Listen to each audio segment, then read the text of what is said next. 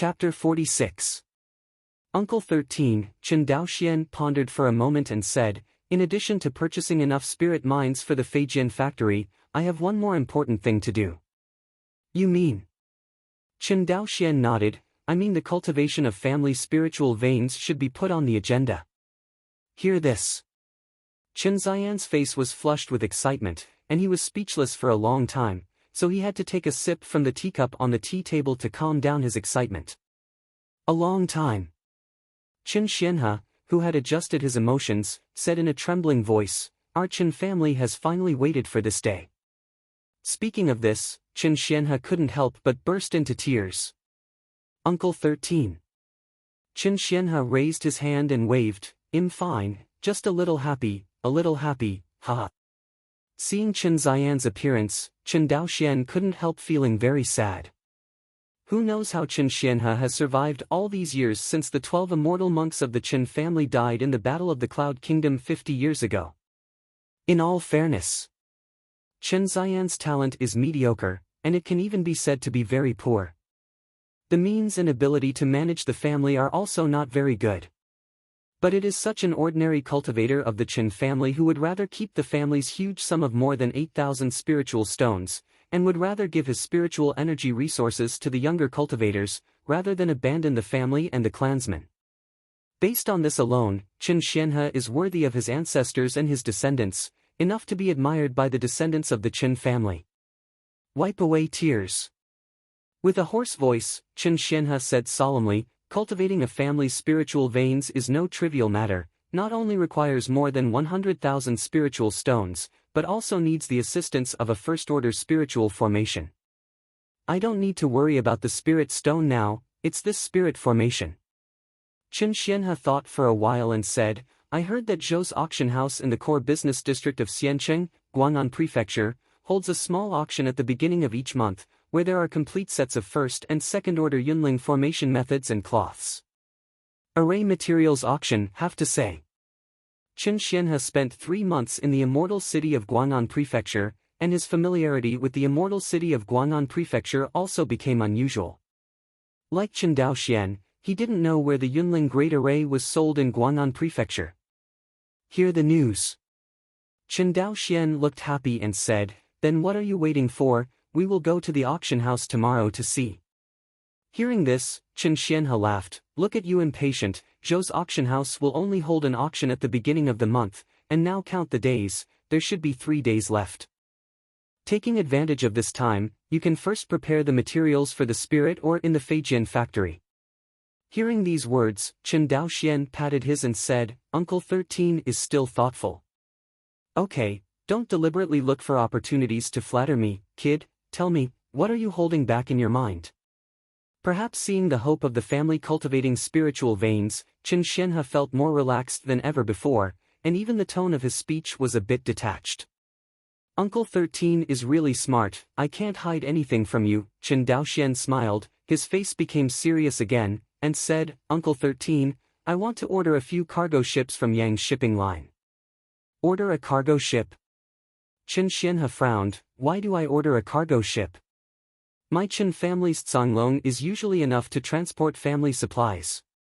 Besides, the Feijian factory doesn't need so much spiritual ore for the time being, right?"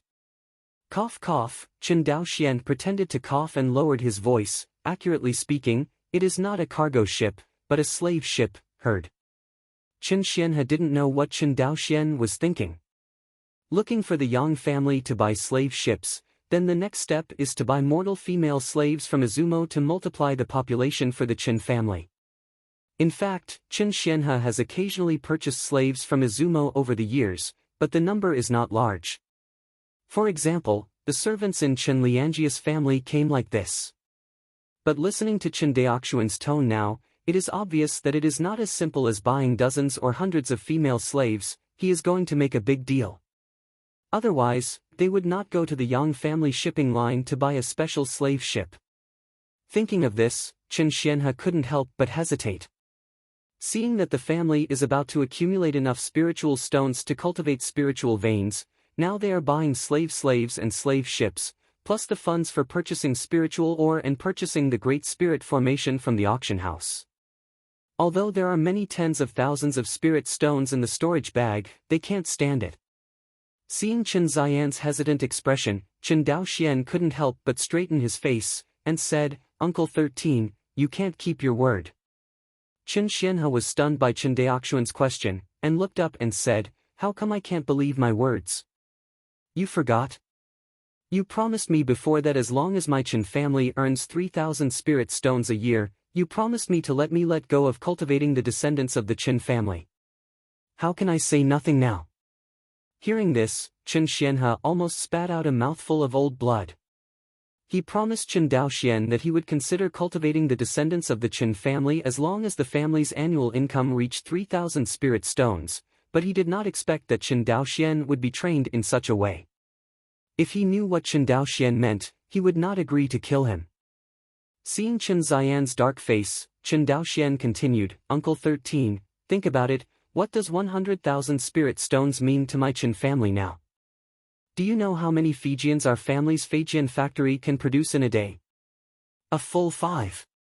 This is only the output of my nephew and me a day. If my Chen family has 10 refiners, what will happen then? Hearing this, Chen Xianhe sneered, don't coax me, are artifact refiners so easy to train? Even if the resources are sufficient, if one of the 10 monks can train a refiner, it will be a good incense. That's right. It's because the training rate of artifact refiners is not high, so we need to increase the number of cultivators in the family, and what do we rely on to increase the number of cultivators in the family? We have to rely on ordinary members of the Chen family. Therefore, it is imperative to buy slave ships and female slaves from Izumo. Chen Daoxian said this sentence not in a negotiating tone, but in the capacity of a Chen clan chief. Looking at the chatty young man in front of him, Chen Xianhe opened his mouth and said nothing in the end. Never mind, Chen Xianhe sighed, since the family has been handed over to you, it's up to you to decide these matters. Thank you, Patriarch, for your support. Chen Daoxian stood up and bowed to Chen Xianhe. Chen Xianhe waved his hand. Although I don't quite agree with your way of doing things, I can see that the family has shown a prosperous face in your hands. Daoxian, you are stronger than me. Chen Xianhe looked directly into Chen Daoxuan's eyes and said with relief. Hearing this compliment, Chen Daoxian felt a little embarrassed. Chapter 47. 3 days later. The core business district of Guang'an Prefecture was Treasure Pavilion. The goods of the 2 fellow Taoists will be delivered on time by our Wus Treasure Pavilion, so please rest assured. At the entrance of Wus Treasure Pavilion, a cultivator of the Wu family's foundation building bowed to Chen Daoxian and Chen Xianhe with a smile on his face. Then it's troublesome for the seniors, please stay. Chen Daoxian bowed his hands and bowed, and said humbly. Wu Jiaji cultivator nodded, you too, please walk slowly. In a guest voice. Chen Daoxian and Chen Xianhe walked out of the gate of Wus Treasure Pavilion. Soon after the two left. A young cultivator in the store stepped forward and asked in a low voice, Uncle, why are you being so polite to the mere 2 chi cultivating cultivators? Wouldn't it be a loss of my Wus dignity to do so? After hearing this, the foundation building cultivator glanced at the young Wu cultivator and frowned, Guangshuan, you must remember that in doing business in Guang'an Mansion, your sanity is more important than your face. The 2 cultivators just now are indeed not very high level, one has the 6th level of qi refining, and the other has only the 4th level of qi refining, but do you know how much profit they can bring to my Wus Treasure Pavilion? The young monk named Wu Guangshuan shook his head blankly. The Wu family cultivator stretched out 4 fingers and said, a full profit of more than 4,000 spirit stones. So much? Hearing this, Wu Guangshuan was stunned. He did not expect that the mere 2 chi cultivators could have such a rich net worth. They can make a profit of 4,000 spirit stones from Wus Treasure Pavilion, which proves that these 2 at least negotiated a business worth tens of thousands of spirit stones with Wus Treasure Pavilion. How could this not shock him, the fledgling Wu family cultivator? So, when doing business in Guang'an Prefecture, you can't judge people by their appearance, and you can't judge the size of the business based on the customer's cultivation. There are millions of cultivators in our Guang'an house, among which there are not 100,000 or tens of thousands of foundation-building cultivators. With so many foundation-building cultivators, how many can have these two families? Besides, do you know what their background is? Uncle clan means.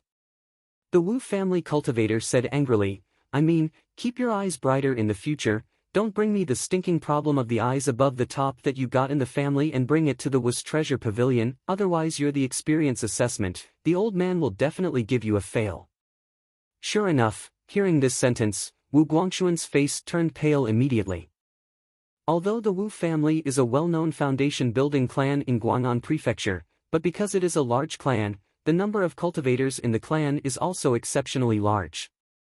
If a chi-cultivating cultivator like him who came out to experience, fails the training test, the impact on his personal future will be devastating. In this regard, the practices of the major families are almost the same. It is true that a cultivator's spiritual aptitude is very important, but compared to the spiritual aptitude, Xinqing is more important to a family member. A cultivator with a bad temperament, even if he is cultivated to the foundation establishment or even the Zifu period, not only cannot bring much help to the family, but may lead to catastrophic disasters. In this regard, there are countless examples of mischievous family children who have caused trouble for the family due to their poor temperament and troubles. Therefore, the longer the family has inherited, the more emphasis is placed on cultivating the character of the family's children. When it comes to cultivating the character of the family's children, whether it's the Yang family or the Wu family, or even the Zhou family with inflated self-confidence, they have done a good job. Walk out of Wu's treasure pavilion. Chen Daoxian and the two walked in the bustling core business district, chatting while walking. How long do you plan to stay in Guang'an Mansion? Chen Xianhe asked casually. After pondering for a moment, Chen Daoxian smiled and said, it will take some time before the slave ship ordered from the Yang family will arrive, and in addition to the need to choose a wife for the clan, why should I stay for 10 days and a half months? Hearing this, Chen Xianhe felt rather regretful. Alas, as soon as you leave, even if the family's Feijian production stops, it makes people feel distressed to think about it. So, how important it is to increase the population of the tribe. Hearing this, Chen Xianhe had to nod and admit that there were too few cultivators in the family. So much so that Chen Daoxian, an important productive force, had to abandon the production work of his family's Feijian factory and came here to be responsible for transporting goods and purchasing materials. If there is one more monk in the family, this kind of errand work will never be his turn. Thinking of this, Chen Xian said, don't come to Guang'an House next time. Didn't you order a boat from the Yang family? Next time, I will go directly to Shuanghu Island to pick up the goods and transport the spiritual mine. In the future, you will leave the errands to me, and you can concentrate on the production work of the family Feijian factory. This. Chen Daoxian hesitated for a moment, then nodded, that's fine, talking room. The two soon came to Zhou's auction house. Zhou's auction house is located in the most prosperous area in the core business district of Xiancheng, Guang'an Prefecture. An inch of land and an inch of gold are not enough to describe it. Because the land and shops in this entire area belonged to the Zhou family alone. Zhou's auction house is the most conspicuous one in this area. Chen Daoxian looked up and saw a group of quaint multi-story attic buildings standing in front of him. These attics cover an extremely wide area, and Chen Daoxian visually estimated that there were at least tens of thousands of square meters. At a glance, the entire street was occupied by this auction house. Even in the entire core business district, Zhou's auction house is a landmark building. Zhou's auction house has a total of 12 small auction houses. The largest auction hall in the middle is not open to the public at ordinary times. It is only open to the public when there is a major auction event. Chen Xianhe explained, we are going to the 6th auction house today. Chen Daoxian looked around, and finally found a capital number 6 written on the left side of the plaque in an attic. Right here. Seeing the destination, Chen Xianhe smiled. 2 Taoists, please stay. The two were about to enter the door, but were blocked by the Zhou cultivator who was waiting at the door. Seeing this, Chen Daoxian frowned and said, fellow Taoist, what does this mean? Who knows that the Zhou family cultivator is not surprised, and said, this is the first time for the two fellow Taoists to come to my Zhou's auction house. Does this have anything to do with you blocking our way? Chen Daoxian asked back. Fellow Taoist misunderstood, this auction is to prevent someone from bidding maliciously, resulting in the final auction of treasures, so a set of rules for verifying identity has been formulated. Verify your identity? The two looked at each other, and Chen Daoxian asked curiously, I don't know what is the way to verify your identity. Simple, just check whether the amount of spirit stones in the 2 storage bags reaches 5,000 spirit stones, and then you can verify your identity. Hearing this, Chen Xianhe nodded clearly, while Chen Daoxian was almost dumbfounded. This has all crossed into the world of cultivating the immortals, and what about the verification of capital? Not enough funds to let in. Immediately, a rough-faced man walked by the two of them, but the Zhou cultivator did not stop the other party in the slightest. Chen Daoxian couldn't help asking, why didn't you stop him? Fellow Taoist is joking, that is senior foundation establishment, how could he have made a malicious bid? Seeing the Zhou family cultivator's smiling face, Chen Daoxian was disgusted as if he had eaten a fly. He threw a storage bag at random and said, this is our identification. The Zhou family cultivator took the storage bag and checked it out. Immediately, his expression changed, and he respectfully handed back the storage bag, moved aside and said, two fellow Taoists, please. Chapter 48. Zhou's Auction House. In a box in the number 6 auction hall. The maid who served spirit tea and spirit fruit to the two of them withdrew. Chen Daoxian glanced at the spacious auction hall, and said with emotion, the Zhou family is magnificent. Such a large auction hall is only a branch of Zhou's auction house.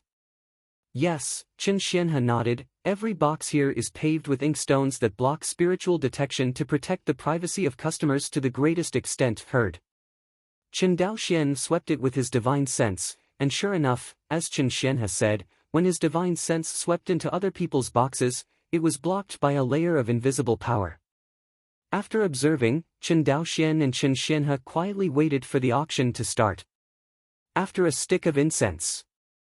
When the customers who came to participate in the auction arrive one after another, the auction officially begins. On the auction table in the center of the hall, there was an old man with a childish appearance. The old man was a foundation-building cultivator of the Zhou family, and he seemed to be very familiar with hosting such auctions. With a few opening remarks, the auction officially started. The first treasure to be auctioned was a bottle of second-order spiritual elixir Huiyuan Dan. After taking it, it could help the cultivator restore 30% of his true essence, but only one pill could be taken within a month. Otherwise, if it is taken continuously in a short period of time, the erysipelas will cause irreversible wounds to the body of the monk.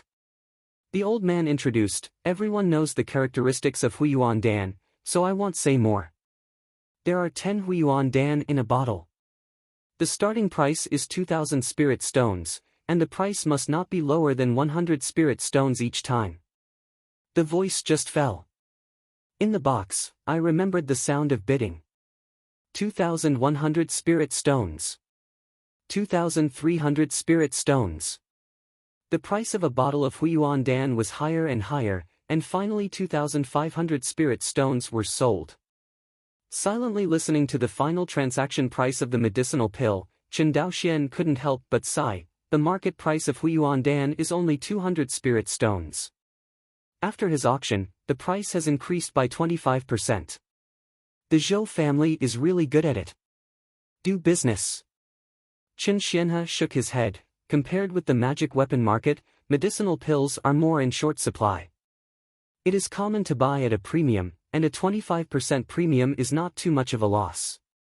Next, one treasure after another was sold by the auction house. There was no vicious auction during this period. In fact, it is normal to think about it. Zhou's auction house held an auction every other month, and the treasures auctioned were actually publicized in this month's time. Those who come to the auction have clear goals, and they already have a psychological price for the target they shoot. Unless someone fancy the same treasure. Otherwise, even auctions rarely occur, and they are basically obtained at a price that is less than 20% to 30% higher than the auction reserve price. After all, no one's spirit stone was blown by the wind, and the behavior of mindless bidding will only appear in a small talk book. Everyone knows that spiritual veins are hard to find, but cultivators must have aura in their cultivation. The items to be auctioned next are the first-order spirit formation techniques and materials for cultivating the spiritual veins. The starting price is 1,000 spirit stones. Each edition shall not be less than 100 spirit stones. When the target appeared, Chen Daoxian and the two in the box were immediately excited. 1,100 spirit stones. Chen Daoxian made a bid. 1,200 spirit stones. In another box, there was a bidding sound. 200 spirit stones at a time. 1,500 spirit stones. Chen Daoxian immediately raised the price of the spirit stones to 1,500 spirit stones, which was a full 50% increase over the auction price. This bid immediately caused a lot of discussion in the box. 1,500 spirit stones, just to buy a grand formation. The foundation building cultivator in the box next to Chen Daoxian shook his head. It's really too much money to burn, really. Chen Daoxian's rapid price increase directly frightened the opponent who dared to bid with him, and the first-order Yunling formation officially fell into his hands. After buying the Yunling Great Array, Chen Daoxian and Chen Xianhe immediately relaxed. For them, the goal has been achieved, and the rest is to watch the fun. Soon. The auction is halfway through. At this time, the old man coughed and introduced rather embarrassedly, this treasure auction below is a cultivation technique that flourished in ancient times. The old man paused. Ancient practice? Chen Daoxian was immediately aroused by curiosity. The name of this practice is Dragon Python Swallowing Heaven. It is the ultimate method of body training in ancient times. This practice is cultivated to a certain level, enough to allow monks to use their physical bodies to resist magic weapons, and it is extremely powerful.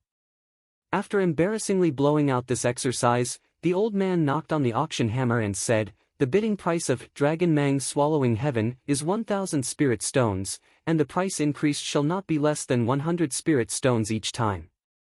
However, this time, a rare cold scene at the auction site. No one bid, but all looked at the Zhou family foundation cultivator with interest.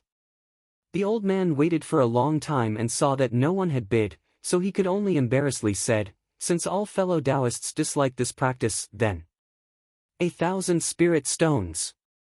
Okay, there is a Taoist friend bidding for 1,000 spirit stones, is there anyone else bidding?"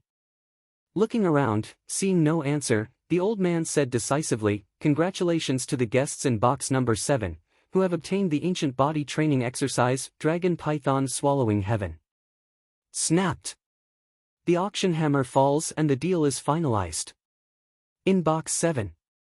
Chen Xianhe looked at Chen Daoxian speechlessly, and said, "Why are you buying this? What's the matter? Is it difficult to practice body exercises?" Chen Daoxian wondered. "Cultivation is not difficult," Chen Xianhe pondered for a moment. "Do you know why this popular body training method has gradually been abandoned by our cultivator group?" "Why?" Chen Daoxian was also very curious. It stands to reason that such a top-level body training method should not sit on the bench, but the reality is that everyone is showing little interest in this body training method. This is obviously not common sense. Because it's too resource-intensive to practice body refinement exercises. Chen Xianhe shook his head. Someone has calculated in detail that a cultivator who practices physical exercises at the same time consumes more than 10 times the resources of a normal cultivator of the same rank. So many resources are enough for you to buy 10 top-notch defensive instruments, so why bother to spend time and effort in cultivating physical exercises? I see. Hearing this, Chen Daoxian didn't care much, because he knew that the Chen family would lack everything in the future, and the only thing they didn't lack might be cultivation resources. No one knows better than him that once industrial production is realized, resources will flow to their Chen family like a tide. At that time, what the Chen family lacks is not resources, but how to convert resources into strength. Chen Daoxian felt that it was not a loss for 1,000 spiritual stones to buy a top-notch body refining method that could enhance the strength of the tribe in the future. bought 2 items. Chen Daoxian already felt that the trip was complete, and he didn't plan to make any more bids to buy things, just waiting for the auction to end. After half an hour, the auction is coming to an end. As the final treasure, the Zhou family also took out a treasure that is unique to them, the water spirit bead. And it is not an ordinary first-order water spirit bead, but a second-order water spirit bead. The last item to be auctioned is the second-order water spirit bead, a treasure that my Zhou clan abounded in. The efficacy of the second-order water spirit bead, I don't need to go into details here, just to mention that it can be used in conjunction with medicinal pills at the same time to assist cultivators. Practice. Sure enough, the words of the old man of the Zhou family completely ignited the atmosphere of the scene. Even Chen Daoxuan's eyes became hot when he saw the second-order water spirit beads. Chen Daoxian couldn't understand how strong the effect of this thing was. He was able to cultivate from the 3rd level of qi refining to the 4th level of qi refining so quickly, and Shui Lingzhu was indispensable. What's more, the 10 water spirit beads photographed by Zhou's family are still second-order water spirit beads, and their effect is stronger than that of first-order second-order water spirit beads. A total of 10 second-order water spirit beads, the auction price is 10,000 spirit stones, and each increase must not be less than 1,000 spirit stones, please bid. The old man Zhou smiled. The fact that Zhou's auction house is so popular is also related to the fact that they often end up auctioning water spirit beads. Well known. In the Wangxinghai Sea area, only the Zhou family in Guang'an Prefecture can sell water spirit beads. Other families also wanted to learn from the Zhou family to capture mermen, but they simply didn't have the Zhou family's unique way of capturing them. Chapter 49. Just when everyone was gearing up. In the number 1 box of the auction hall, a sinister voice sounded. The disciples of the Yi family in Xiaozhou, I would like to ask all of you to show some respect. My Yi family would like to thank you all here. The voice just fell.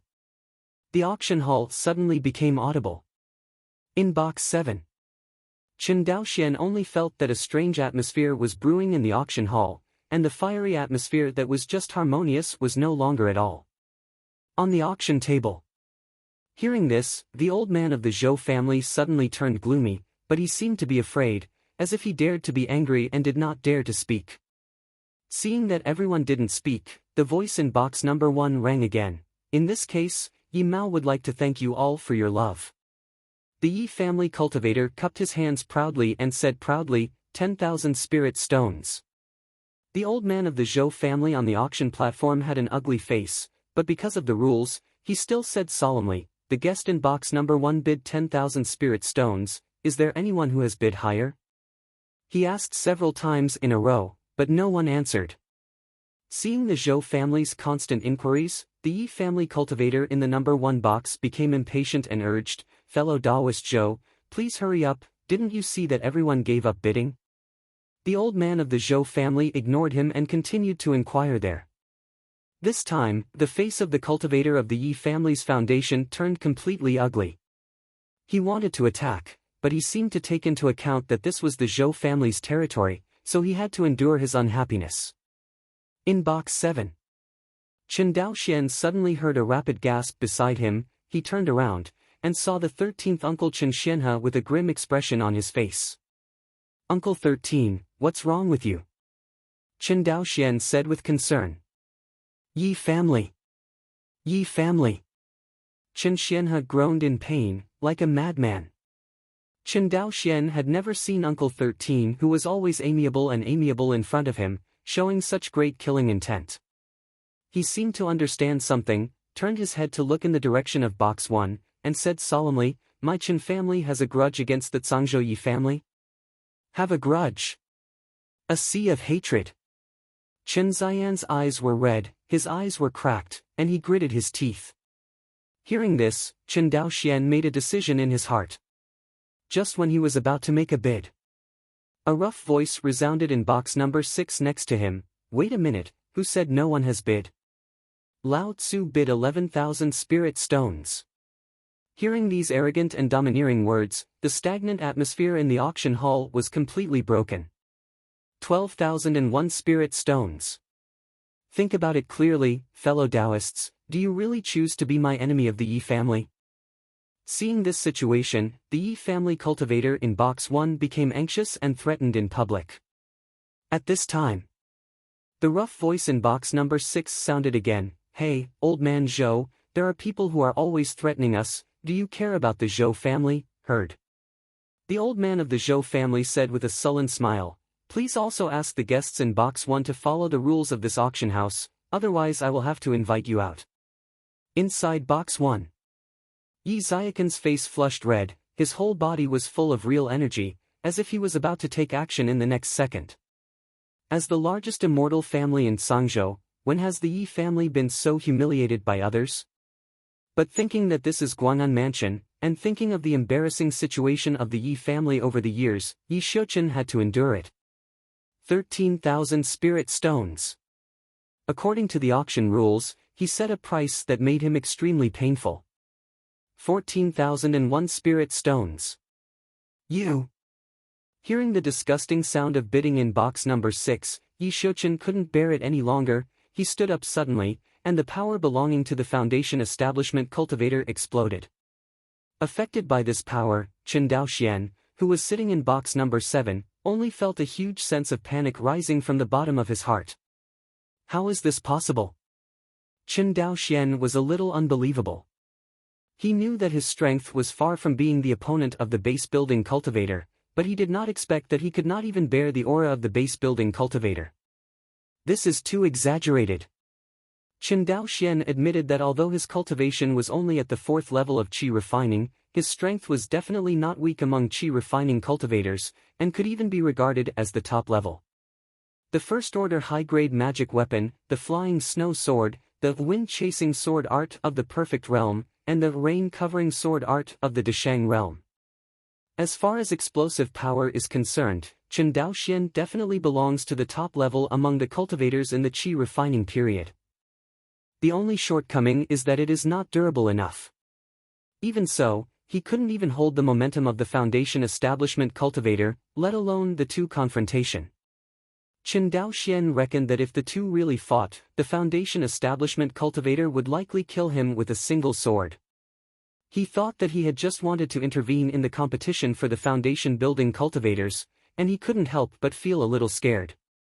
No matter how safe Guang'an Mansion is, if this cultivator of the Yi family becomes angry and kills him on the spot, will the Zhou family kill this cultivator of the Yi family foundation for his little Qin family cultivator? Probably not. After all, the Yi family was the largest immortal cultivating family in Sangzhou, and the ancestor of the family was a genuine Jindan cultivator. How dare the Zhou family provoke such a great enemy for him? In the end, the Zhou family suppressed the matter and pretended that nothing happened. As for the life and death of his little Qin family cultivator, who would care? Thinking of this, Chen Daoxian couldn't help but feel a chill. Although he didn't know the enmity between the Qin family and the Yi family, he thought it had something to do with the 12 cultivators of the Xianzi generation who died in battle 50 years ago. Thoughts flipping. The scene suddenly changed again. What? Is this the character of the Yi family cultivator? Can't afford the price and want to force it? Inside box number 6, a rough voice sounded again, and this voice was accompanied by a more terrifying aura than Yi Xiaoqin. Little brat of the Yi family, others are afraid of your Yi family, but I am not afraid of Lei Zhen. 7th floor cultivator of foundation building. It's actually a late foundation building cultivator. The auction hall suddenly became a mess as the two of them rattled their swords. Yi Xiaoqin felt the other party's cultivation in the late stage of foundation establishment, and panic flashed in his eyes. But thinking that this is Wan Xinghai, the Guang'an mansion of the Zhou family, not the chaotic battlefield of Izumo. Yi Xiaoqin let go of his heart slightly, and he said sternly, "Humph. No wonder the cultivators of the Yun country call me cultivator Wan Xinghai, an overseas cultivator. It's really vulgar." As everyone knows, this map cannon completely angered the base building cultivators present. Chen Daoxian found that even 1 or 2 qi refining cultivators joined the bidding. Things have now turned into a complete farce. Yi Shouchen knew in his heart that he would not be able to buy the water spirit beads of the Zhou family today no matter what. Humph. My Yi family has learned how to treat guests in Guang'an Mansion today. I, Yi Shouchen, keep this humiliation in my heart. After speaking, he threw his hands and walked away. Seeing the Yi family cultivator leave, everyone cheered like a triumphant soldier. Go away. What Yi family cultivator? The trash who fled in fear of the battle, dare to come to my Guang'an mansion to be savage. Hearing the accusations of the many foundation building cultivators in the auction hall, Yi Xiaoqin's face was blue and he didn't say a word. Chapter 50. With the end of the auction, Chen Daoxian and the two left the auction house together. Along the way, Chen Xianhe was depressed and said nothing. Chen Daoxian, who didn't know what to do, was not good at comforting him, so he had to stay by his side quietly. Wait until the cloud-treading beasts drive to the front of the Hongyin Feijian store. Chen Daoxian reminded softly, Uncle 13, we are here. Oh, are you here yet? Just went to the auction house. Chen Xianhe looked a lot older, and there was a hint of twilight in his eyes. For 3 days in a row, Chen Xianhe, who was in a low mood, recovered. Daoxuan, I've worried you these past few days. Inside the store, Chen Xianhe smiled reluctantly at Chen Daoxian and said. Seeing that Chen Xianhe took the initiative to talk to him for the first time in 3 days, Chen Daoxian quickly put down the things in his hand and said with a sigh of relief, Uncle 13, as long as you are fine. Hearing this, Chen Xianhe nodded. Just as he was helping Chen Daoxian sort out the things in the store, Chen Daoxian said calmly, Uncle 13, how could my Chen family have a grudge against the Yi family in Sangzhou City? It stands to reason that the Yi family is the largest family in Sangzhou, and the ancestor Yi Wudao is a well-known Jindan cultivator. Such an extremely powerful Shouxian family, even the Zhou family dare not provoke it. How could it be enmity with the Chen family on the small Shuanghu Island? Hearing this, Chen Xianhe became a little excited again. He took a deep breath, slowly calmed down, and said in a low voice, you should have heard about the relationship between Wan Xinghai and Izumo 50 years ago. Battle of Zhenengwen, right? As a Sangzhou cultivator, Chen Daoxian had never heard of the famous Zhenengwen battle. But at this time, listening to Chen Xian's meaning, this battle seems to have another hidden meaning. As one of the 7 immortal cities established by Jianzong of Qianyuan in Izumo, Zhenengwen has always played a role in guarding the southern front of Izumo. But just 50 years ago, this famous immortal city was lost due to a defeat in the war. I have to say that this is a huge blow to the Qianyuan sword sect and the Wan Xinghai cultivator who have been making great progress for 400 years.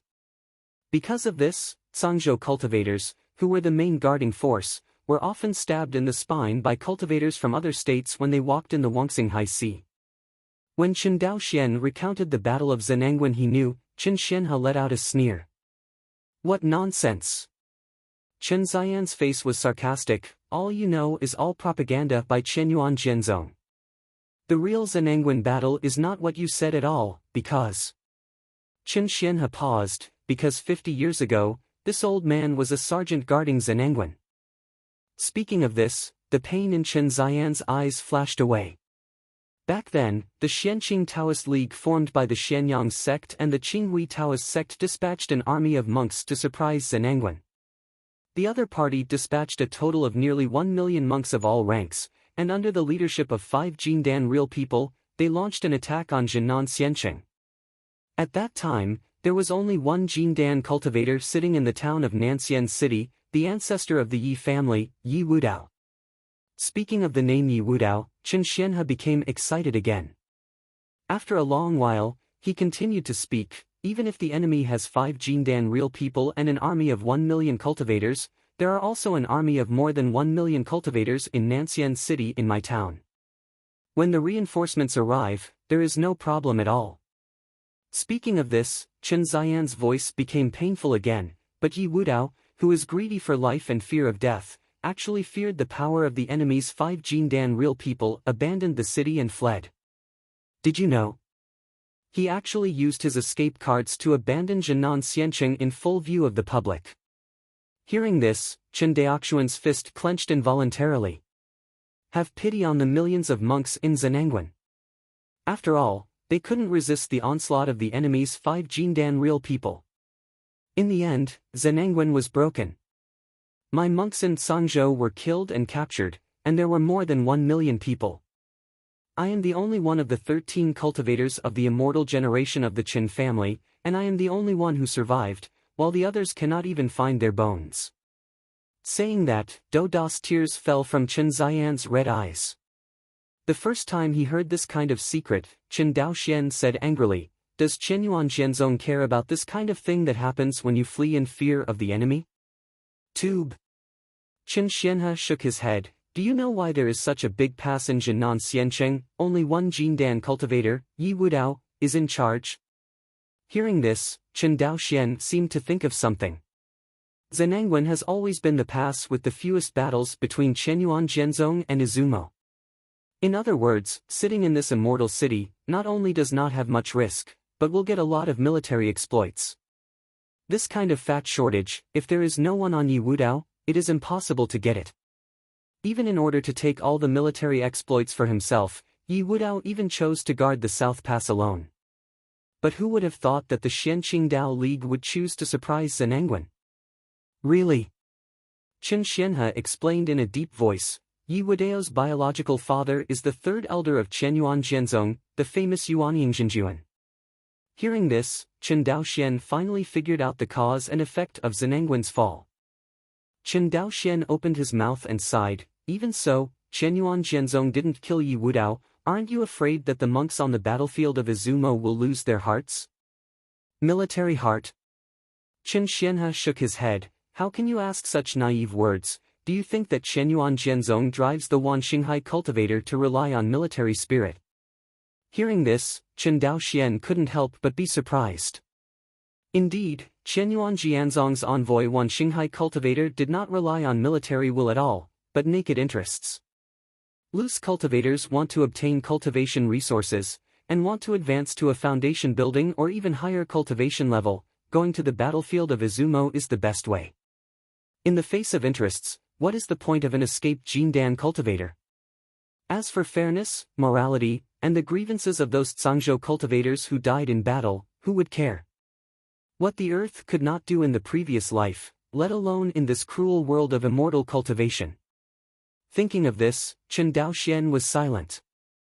He looked at Chen Xianhe with the vicissitudes of life, and swore in his heart that if he succeeded in cultivation in the future, he would definitely seek justice for the 12 immortal monks of the Qin family, and for the 13th uncle who had been tortured by hatred all these years. After this incident, Chenyuan Jianzong announced that Zenangwan had lost the war, but that Zhangzhou cultivator knew in his heart that it was not a war failure at all, but that Yi Wudao fled in fear.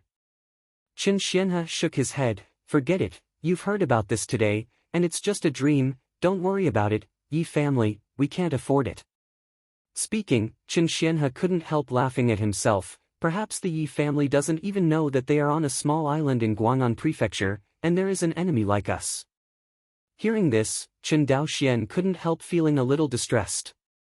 Perhaps the most painful thing in life is that you treat others as enemies of life and death, but in the eyes of your enemies, there is no reptile like you at all. Chapter 51. Guang'an Port. Yang's Shipping Line. An old man with gray hair in his late 60s, but full of energy, was dancing and introducing the 10 slave ships he ordered to Chen Daoxian. Fellow Daoist Chen, this is the best-selling slave ship of our Yang's Shipping Line. This ship is more than 150 feet long and 20 feet wide, and it can transport more than 1,000 slaves at most. You can look at the materials of our slave ship.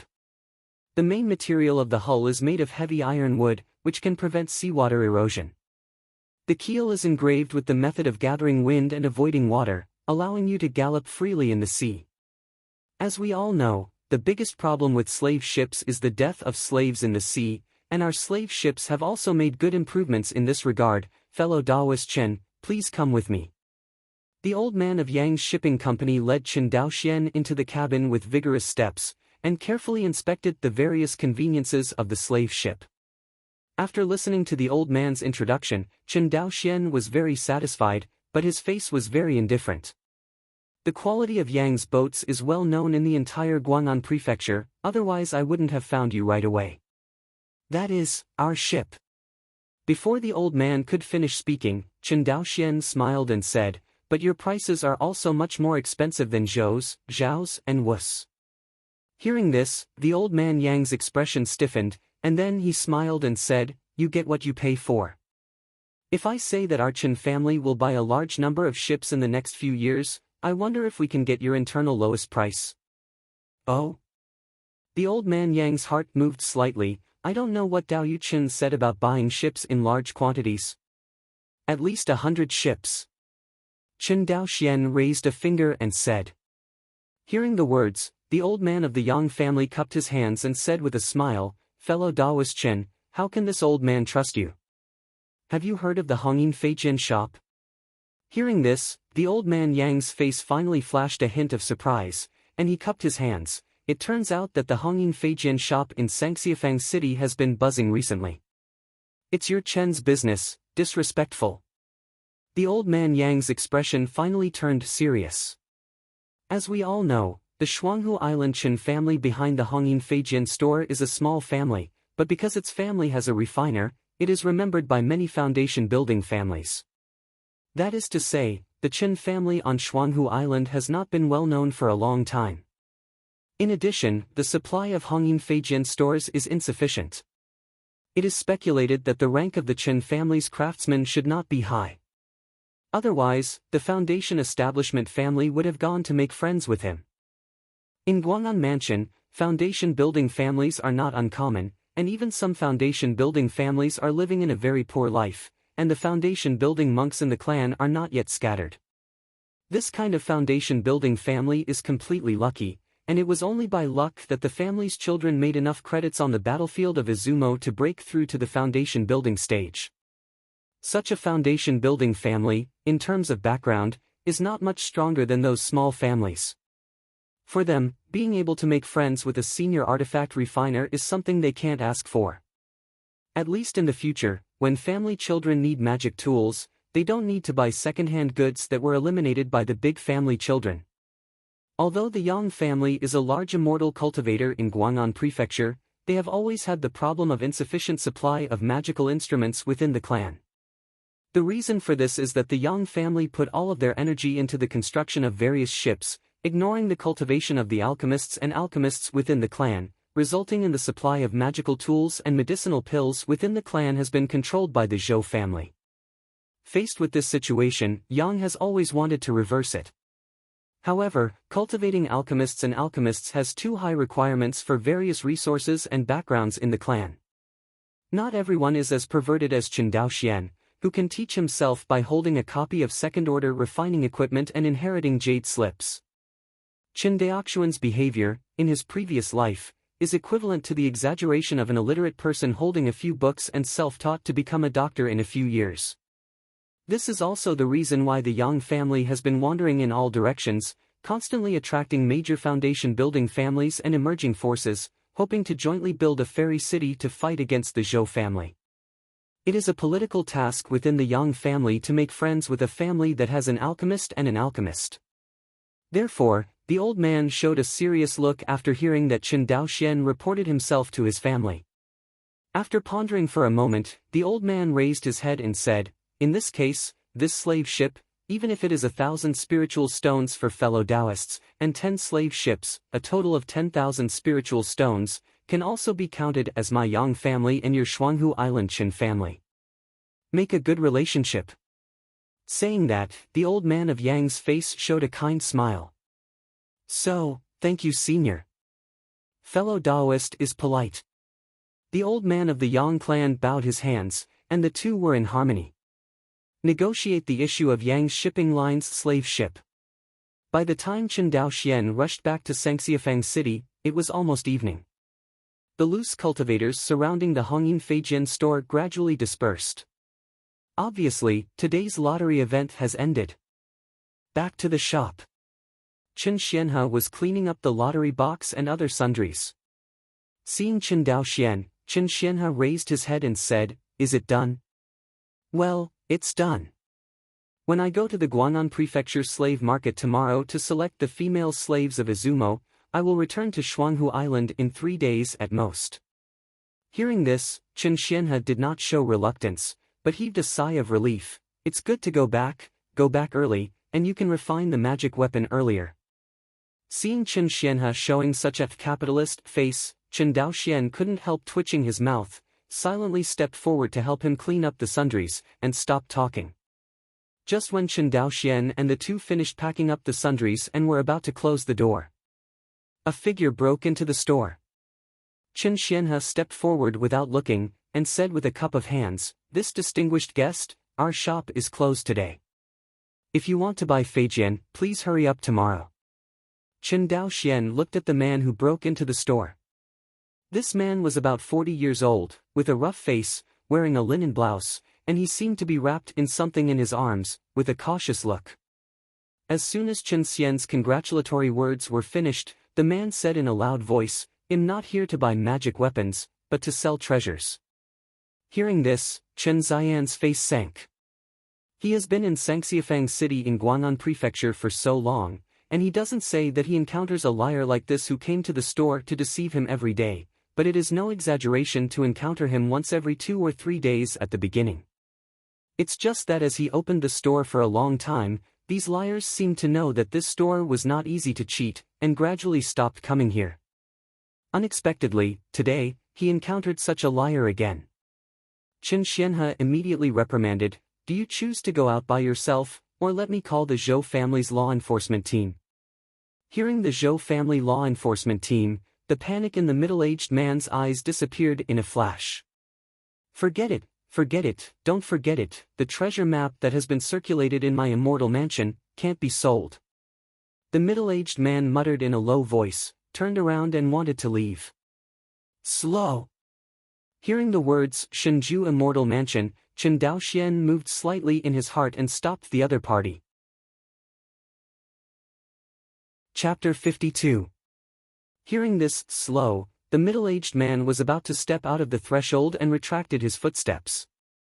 A hint of joy flashed in his eyes, but when he turned his head, his face was full of resentment, and he said, "Don't you want to find the Zhou family law enforcement team?" "Friend Daoist is polite, I don't know what to call you."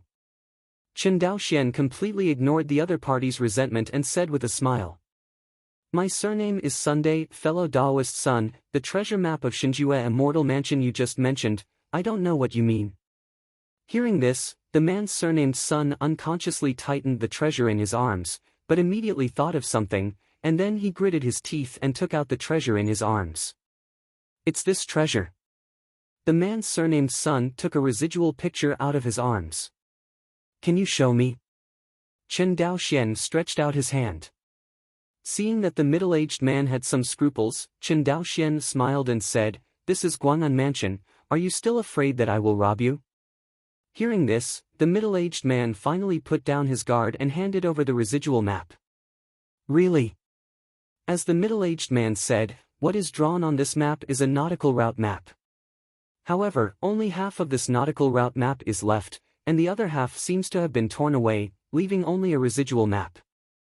Seeing this, Chen Daoxian shook his head. "Let's not say that your treasure map of the Immortal Mansion is true or false, just because it is only a residual map, it is enough to prove that this map is waste."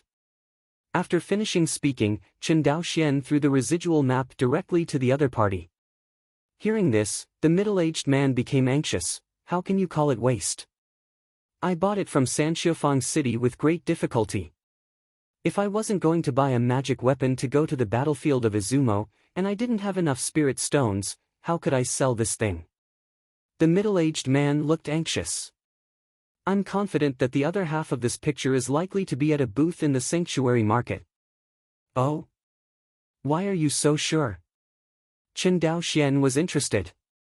"Fellow Daoist, please look at the tear in this picture, isn't it very new?"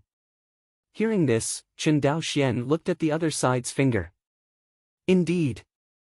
The tear in the residual picture was obviously created recently, that is to say, there should be another residual picture not far from the middle-aged man who bought this residual picture. In the Sangxiafang City, there are many kinds of sundries, and it is very likely that another residual picture is hidden in a booth in the Sangxiafang city. Thinking of this, Chen Daoxian said calmly, "How much do you plan to sell?" The middle-aged man raised a finger, 1,000. Walk slowly without sending. Chen Daoxian bowed his hands and said no more. Seeing his appearance, the middle-aged man became anxious and said, "Then how much are you going to pay?" 10 spirit stones, puff. The middle-aged man's heart suddenly spurted out a mouthful of old blood, but thinking of the purpose of his trip, he hesitated a little, "Add a little more, and I'll sell it." "Just 10 spirit stones, whether you like to sell them or not." Chen Daoxuan's attitude was firm. The middle-aged man's chest kept heaving and he was obviously not lightened by Chen Daoxuan's qi, but in the end, he did not leave with anger, but threw the residual picture directly to Chen Daoxian, saying, "Okay. 10 spirit stones are 10 spirit stones, sloppy." Looking at the other party's appearance, Chen Daoxian still doesn't know that he has been fooled. Chen Xianhe didn't say a word by the side, quietly watched Chen Daoxian bargain with the other party, until the middle-aged man left with the spirit stone, and then laughed out loud. Ha ha ha. Chen Daoxian was a little embarrassed, and cupped his hands, "Uncle 13, don't make fun of me." Hearing this, Chen Xianhe said with a smile, "You haven't been in the loose cultivation market for a long time. When you stay for a while, you will often encounter such liars. Today is a good thing for you, right?" Chen Xianhe shook his head. After finishing speaking, he looked at the remnant picture in Chen Daoxuan's hand and said with a smile, "It looks quite similar, the treasure map of Xinjue Xianfu, huh?" Just when he took over the treasure map in Chen Daoxuan's hand, a golden light fell into his eyes. Chen Xian's face suddenly became serious. "What's the matter, Uncle 13? Chen Xianhe raised his hand, carefully observed the residual image in his hand, and kept scanning with his divine sense, but he always found nothing. "Am I reading it wrong?" Chen Xianhe couldn't help but doubt himself. But he immediately shook his head, he must have read it right just now, there is indeed a golden light. As if thinking of something, Chen Xianhe turned to Chen Daoxian and said, "Go and close the door." Seeing the appearance of Uncle 13, Chen Daoxian knew that he must have found something, so he closed the door of the store and laid out a soundproof array. "Daoxian, set it on fire, remember, don't let the fire be too big." Although he didn't know what Chen Xianhe was going to do, for Chen Daoxian, who was a master of fire control, Chen Xian's orders were simply a piece of cake. Soon, the gray residual picture gradually changed its appearance under Chen Daoxuan's small fire. I saw that the old marks on the surface of the residual picture were burnt away bit by Chen Daoxuan's precise fire control technique, leaving only a piece of gold foil less than half a millimeter thick. Put away fire control. The uncle and nephew looked at each other. Chen Xianhe grabbed the gold leaf in his hand and muttered, "Could it be that the treasure map is real?" Chen Daoxian also immediately looked at the gold foil in Chen Xian's hand, and suddenly a feeling of pie falling from the sky came to his mind. Looking closely, Chen Daoxian found something wrong. "Uncle 13, look, this gold leaf doesn't seem to be complete." Hearing this, Chen Xianhe looked at the gold foil carefully, just as Chen Daoxian said, "This gold foil is obviously missing a piece." Seeing this, Chen Xianhe breathed a sigh of relief. If this is a complete picture of the ruins of the immortal mansion, the value would be too terrifying. As we all know, the real Xinjue in those days was a fierce man who had caused the Wan Xinghai to be devastated for nearly 100 years by himself. How much wealth will there be in the cave he left behind? Chen Daoxian felt that there was nothing, and he had carefully understood the character of Xinjue Jinren. In his opinion, this is a person with a lot of luck. After getting a big opportunity, he lost his mind and dared to rise up and rebel against the rule of Qianyuan Jianzong. Chen Daoxian didn't know how strong the Qianyuan sword sect was, but he knew that the entire Wangxinghai Jindan family had hundreds, and there were nearly 10 Yuanying families. But such a huge power of the Shuxian family must submit to the rule of Qianyuan Jianzong. One can imagine how terrifying the strength of Qianyuan Jianzong is. Xinjue Jinren was at most only in the late stage of Jindan, and he wanted to overthrow the reign of Chen Yuan Jianzong like a madman. Chen Daoxian didn't believe how much wealth such an extremely expansive character could leave in his cave. Chen Xianhe sighed, handed over the gold foil, and said, "Keep it. If there is a chance to find the other half of the gold foil in the future, it will also add a little background to the family." Chen Xianhe also reacted, "This well-known Shenju real person, it is impossible to leave many treasures in his cave." Because Shenjue Zhenren is a loose cultivator, and loose cultivators usually put all their net worth in the storage bag they carry with them, and will never put them in any cave. Thinking about this level, Chen Xianhe showed a lack of interest in this so-called Shenjue immortal mansion. Chapter 53. Guang'an Prefecture, Sangxiafang City. Wuxin. The middle-aged man's surnamed son came out of the Hongyin Feijian store, and he turned around and made sure that no one was following him, so he stopped in front of the Wuxin. He walked to a guest room and knocked on the door. Came back. As the door opened, a tall, thin, pale-faced middle-aged cultivator with a cultivation base of as high as the 9th level of qi refinement was sitting cross-legged on the warm jade futon in the guest room. The white-faced middle-aged cultivator raised his eyelids, looked at the rough-faced middle-aged man's surnamed son, and asked. Came back. The middle-aged man's surnamed son bowed his hands, replied, and said, "Brother, I have done everything you explained. The bait has been delivered, and I will wait for the fish to take the bait." Having said that, the man's surnamed son narrated the scene just now. After narrating, he couldn't help complaining, "This Chen family brat is really stingy. It took me a lot of effort to make that treasure map, and he only gave me 10 spirit stones." With that said, the middle-aged man's surnamed son took out the spirit stone. The white-faced middle-aged cultivator glanced at it and said with a smile, "It's okay, the bait has been cast, just wait for the fish to take the bait." Hearing this, the middle-aged man's surnamed son looked like he was hesitant to speak. Seeing the doubts on his brother's face, the white-faced middle-aged man glanced at him and said, "You and I are brothers of the same mother. If you have something to say it clearly." Hearing this, the middle-aged man's surnamed son bowed his hands and said, "Brother, I don't understand, since we are going to rob this Chen family cub, why not just kill it halfway, or simply sell the complete treasure map to what about the other party? You are acting too recklessly. Otherwise, why would we hide from Zhangzhou City to this Guang'an mansion?" The white-faced middle-aged man shook his head. The Lingshu battleship of the Zhou family in Guang'an Prefecture has been patrolling the safe waterway in the sea to ensure the safety of passing merchant ships. Although we can intercept them halfway, we will encounter uncontrollable risks. We are seeking money, not life. After a pause, he continued to explain, "As for what you said, sell the complete treasure map directly to the other party." Speaking of this, the white-faced middle-aged man laughed, "You know what? Almost everyone in the world thinks they are smart people.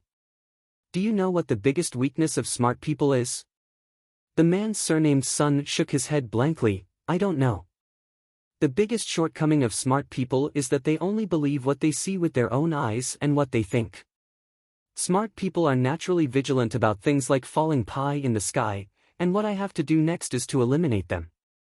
Vigilance. The white-faced middle-aged man talked eloquently. "Brother, I don't understand this. Anyway, I will do what you say, hee." The middle-aged man's surnamed son said with a simple and honest look. Seeing this, the white-faced monk smiled and shook his head. Guang'an Prefecture, Slave Market.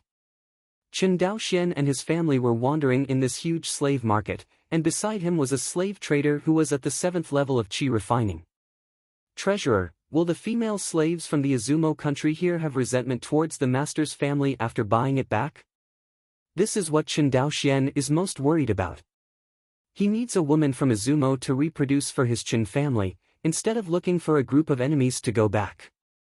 Otherwise, under the influence of this group of hating the Chen family's mother, the descendants of the Chen family will also hate the family when they grow up. This is not the development of the family, but the root cause of the family.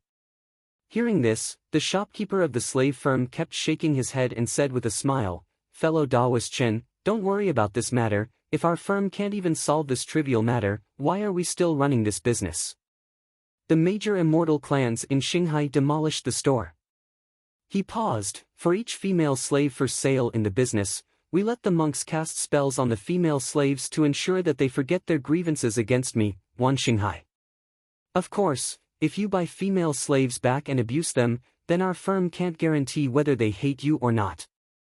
Hearing this explanation, Chen Daoxian was slightly relieved. Sure enough, as he guessed, the problems he could think of, the major immortal clans in Wan Shanghai would not be surprised. Since they dare to buy female slaves from the Azumo country and go back to breed their descendants, it proves that buying female slaves from the Azumo country will not have any legacy. Thinking of this, Chen Daoxian smiled bitterly. The slaves of your firm are good, but the price is high. Young Daoist Chen is joking, the shopkeeper of the slave merchant said with a smile. Now the latest batch of slaves from the Azumo Kingdom battlefield has not been delivered, so the price of slaves has increased slightly.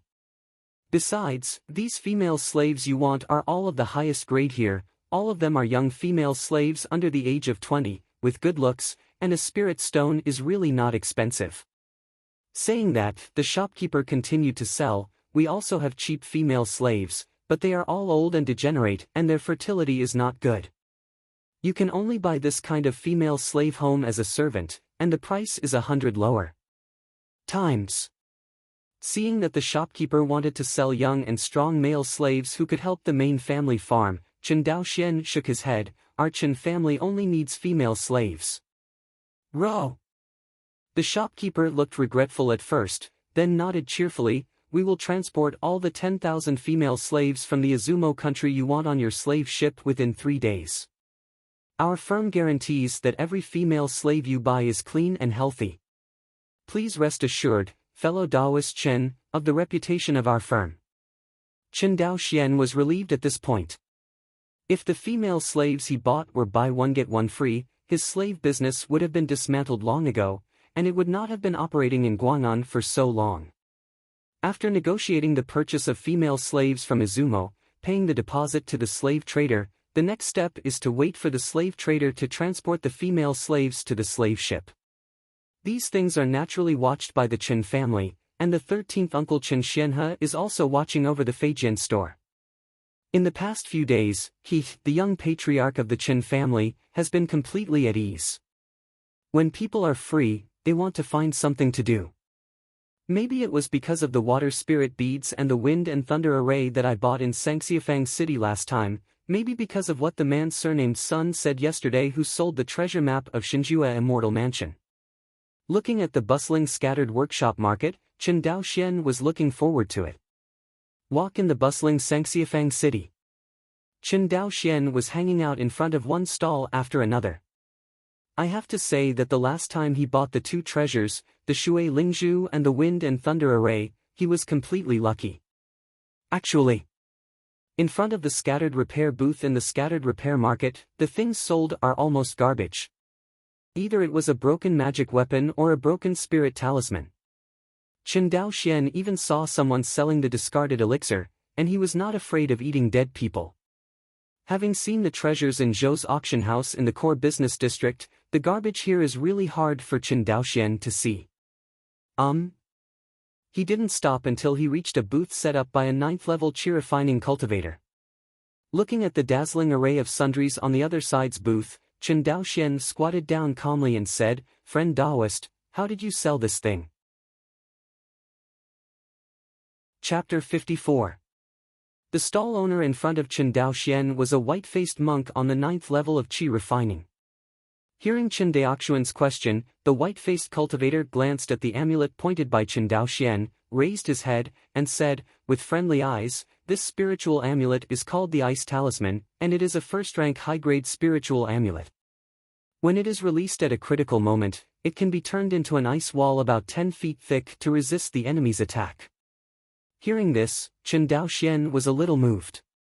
He pointed to the talisman and said, "Can I get started and take a look?" "Of course can." The white-faced monk made a gesture of invitation. Chen Daoxian picked up the amulet and observed it carefully. In the world of practice, there are two types of talismans according to the materials they are made of, namely paper talismans and jade talismans. The so-called paper talisman is that the monk grinds the special spiritual planting stem into paper, and then burns the spell on the talisman paper. The advantage of paper talismans is that the materials are cheap, and you can try to make them without the need for a cultivator's wealth. But the disadvantage is that due to the defects of the paper talisman material itself, the rank of the drawn talisman is generally not high. Moreover, because the paper talisman does not instill a lot of true energy, its preservation time is not long. Usually, except for low-level scattered cultivators, few cultivators use it in confrontation with the enemy. As for the second kind of spiritual talisman, the jade talisman, it is much more precious. Because there are different grades of spiritual jade for making jade talismans, there are first-order spiritual jades and fifth-order spiritual jades, so the produced spiritual talismans can generally cover all grades. In the cultivation world, the reason why scattered cultivators generally dare not provoke sect disciples or big family disciples is because they don't know whether the other party has a magical amulet that far exceeds their strength. If a chi refining cultivator holds a second-order magic talisman in his hand, it can be stimulated by a life-and-death crisis, and even a blow from a foundation-building cultivator can erupt. How could an ordinary chi cultivator survive this kind of attack? As for why the chi refining cultivator did not carry a higher-grade third-order magic talisman, the first was because the price of the third-order magic talisman was extremely high. Unless the chi refining cultivator had an amazing background, it was impossible to buy it. There is another reason, that is, the power of the third-order spiritual talisman is huge, and the consciousness of the chi refining monk is too weak. Although the talisman does not need to be activated by the monk with his own strength, it must be controlled by the divine sense. And with the strength of the spiritual consciousness of the chi refining cultivator, the maximum range covered by the spiritual consciousness is estimated to be less than the attack range of the third-order magic talisman. This is not attacking the enemy, but suicide. And at this moment, the talisman in Chen Daoxuan's hand is a talisman made of a first-order spiritual jade, that is, a jade talisman. After checking it carefully, Chen Daoxian found that this talisman was well preserved and was a rare boutique. Thinking of this, he raised his head and asked, "Fellow Taoist, do you know the price of this talisman?" 100 spirit stones. The white-faced monk smiled and stretched out a finger. Hearing this, Chen Daoxian shook his head. 100 spirit stones are almost enough to buy a first-order mid-grade flying sword, it's too expensive. Fellow Taoist, you can't say that. Although 100 spirit stones can buy a first-order mid-grade flying sword, where can you buy a high-quality flying sword in this scattered repair shop? The white-faced cultivator continued, besides, at a critical moment, my talisman can block at least 3 attacks from the late-stage chi refining cultivator who manipulated the first-order high-grade magic weapon. You should know that defensive magic weapons are far more expensive than attacking magic weapons, and the same is true for magic charms. Seeing Chen Daoxian still looking hesitant, the white-faced cultivator made a look of pity. Forget it, let's take a look at these treasures of mine and pick 3 random ones for you, how about it? Hearing this, Chen Daoxian looked at the baby pointed by the white-faced cultivator, shook his head and said, "You." Before Chen Daoxian could speak, the white-faced cultivator slapped the storage bag, and all the messy things were poured out. Suddenly, a familiar remnant picture came into Chen Daoxuan's eyes, making his heart skip a beat. All the things on my body are here. Although these are not worth much, the 3 pieces together are more than 20 spirit stones. If it still doesn't work, then forget it. The white-faced cultivator said, waved his hand with a look of regret, and was about to put away the debris on the ground. Chen Daoxuan's face was tangled. After hesitating for a long time, he finally said, "Okay, 100 spirit stones are 100 spirit stones." After all, Chen Daoxian took out 100 spirit stones from the storage bag, and then put the ice talisman into the storage bag very preciously. After doing all this, he looked at the pile of debris on the ground with disgust, picked 3 pieces, and said, "Okay, that's all. The money and the goods are over, Taoist friends leave." The white-faced cultivator watched Chen Daoxian take these 3 pieces of sundry into his pocket, as if he had made a business. His face was very happy. 3 days later. 10 slave ships loaded with supplies and female slaves from Izumo slowly sailed from the port of Guang'an to the sea. The fleet of 10 slave-carrying ships seems to be very large, but in the port of Guang'an Prefecture, which is full of ships, it looks like a few tiny ants. Standing on the deck of the slave ship named Cangyun, Chen Daoxian glanced back at Guang'an Mansion and silently bid farewell to Uncle 13. Guang'an Ferry Terminal. Uncle 13 looked at the fleet of slave ships that were gradually blurring in the distance, sighed, and silently turned back to Sangxiafang City. As the fleet entered the vast Wangxinghai waters and looked at the boundless sea, Chen Daoxuan's heart suddenly opened up. Because he knew that in front of him, there was a clan waiting for him to build, and there was a group of clansmen waiting for him to lead. Thinking of this, the sad parting feeling in Chen Daoxuan's heart was thrown aside, and his whole body was full of energy.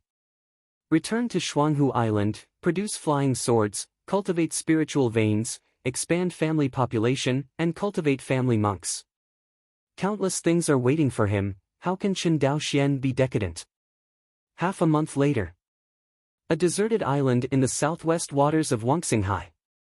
In an artificially excavated cave, 2 chi-refining cultivators were silently waiting for the fish to take the bait. In this cave mansion, there are a total of 3 killing formations, which are enough to wipe out the bones of any chi cultivator who sets foot here. Brother, why hasn't the Chen family been here yet? It's been half a month. The rough middle-aged man's surnamed son seemed to be very impatient and said irritably. The white-faced cultivator was quite calm, and said indifferently, wait. 7 days later. The 2 monks flew out of the cave on the deserted island in dismay. Brother, do you think the Chen family has discovered our plan? Hearing this, the white-faced cultivator carefully recalled how Chen Daoxian looked when he picked up the remnant picture that day, shook his head and said, no, he can't possibly find out. Then why? The rough man has such a big temptation that I don't know how to describe it. Why is the other party not moved? Hearing his brother's question, the white-faced cultivator shook his head, and he was very puzzled. In the end, he smiled freely. Interesting, really interesting, this Chen family boy is not greedy. What? The rough man didn't understand. I mean, he is actually not greedy in the face of such a big temptation of Shinjue Immortal Mansion, which shows that his scheming is mature and stable, and he doesn't look like a teenager at all. Is he as powerful as you say? The rough man thought about what Chen Daoxian looked like that day when he was deceived by him, and he couldn't believe it. The white-faced monk shook his head and stopped explaining. Forget it, you and I don't have to provoke this kind of enemy, he thought for a while. I plan to wait for you to break through the 7th level of chi refining, and then take you to the battlefield of Izumo. With the savings you and I have accumulated over the years and the military exploits in the Izumo kingdom, it is enough for you and me to break through to the foundation establishment stage. When the 2 of us break through to the foundation building stage, you and I will go to that place to explore together. Hearing that place, the rough man's face flushed with excitement. He cupped his hands and said with red eyes, Big brother, it's all my fault for my poor aptitude. I've affected you all these years. You and my brother, what are you doing with these foreign words? The white-faced monk patted the rough man on the shoulder. The other side. If Chen Daoxian knew that someone's evaluation of him was not age-appropriate and cautious, he didn't know how he should feel. The reason why he didn't go to explore any immortal mansion was because he didn't have the time to spare. Compared with the development of the family, compared with the huge dividends brought by industrialization, what is a mere immortal mansion? Chapter 55. Close to Shuanghu Island Port. In the cabin of the Cangyun. Chen Daoxian sat cross-legged. At this moment, the cabin he was in was like the sky and the ground compared to the Canglong cargo ship left in Guang'an. Although the Cangyun is a slave ship, it can also be used to transport materials, but it is not as convenient as the Canglong. But in terms of cabin comfort, the Cangyun had to shake off the Canglong a few streets away. To make an analogy, it is the gap between luxury cruise ships and large freighters. Inside the cabin. In front of Chen Daoxian, a snow-white flying sword was constantly circling and dancing, and the sword light was constantly scattered in the entire cabin like a drizzle. If a cultivator accidentally stepped into it, even a 9th-level chi-refining cultivator would probably be torn to shreds by the drizzling sword chi. Half an hour. Chen Daoxian opened his eyes. After more than 2 months, I finally cultivated this rainbow sword art to the perfect state. Chen Daoxian breathed a sigh of relief, and immediately frowned. This rainbow sword art and wind-chasing sword art are completely different. If wind-chasing sword art only greatly increases the speed and power of Feijian, then covering rain sword art greatly increases the strangeness of Feijian's attack. As for the increase of Feijian power, it is not as sharp as wind-chasing sword art. But Chen Daoxian lowered his head and glanced at the flying snow sword in his hand. My flying snow sword is a water-type flying sword, which is more compatible with this rain-covering sword art, and its overall power is also greater. Thinking that his strength has gone further, Chen Daoxian felt a little happy in his heart. In addition to the pursuit of longevity, the other major goal of monks is to pursue their own powerful strength. It is said, there are extreme monks in Xianyunsu. In order to gain strong strength, they even practice some evil ways that consume their own life essence and blood. According to the records of these 2 jade slips, the sword of chasing the wind and the sword of covering the rain should be 2 parts of a set of swords, and the complete sword should be called the sword of chasing the wind and covering the rain. I just don't know what it means. Thinking of this, the clueless Chen Daoxian shook his head. Forget it, don't want too much. It only took more than 4 months before and after, and the 2 first-order swordsmanships, wind-chasing sword art and rain-covering sword art, were continuously cultivated to a perfect state. It is unclear whether Chen Daoxian will come later, but he is sure that this is definitely an unprecedented feat, at least in the history of Qianyuan Jianzong. He, Chen Daoxian, is the only one. After completing today's practice, Chen Daoxian stood up from the futon, walked to an office desk and sat down. Counting the time, it's almost time to reach Shuanghu Island. Chen Daoxian planned to make a simple statistics on the accounts of the Guang'an house of this trip. After thinking about it, Chen Daoxian simply decided to sort out the entire family property. There are too few people available in the family nowadays, and there are many things that he cannot leave to ordinary people to take care of. For example, the Feijian shops in Sengxiafang city of Guang'an Prefecture are non-ethnic industries. Currently, the real estate owned by my Chen family includes 1 Shuanghu Island, 1 Lingyan, 1 Laodi Fire Room, 1 Feijian factory, and a shop in Sengxiafang city, Guang'an Prefecture. In addition to real estate, the family originally owned 66,692 spirit stones in working capital. Among them, 64,000 spirit stones were obtained from the transaction with the Mer people, 2,250 spirit stones were the total revenue of the Hongyin Feijian store during this period, and more than 400 spirit stones were the original funds of the family.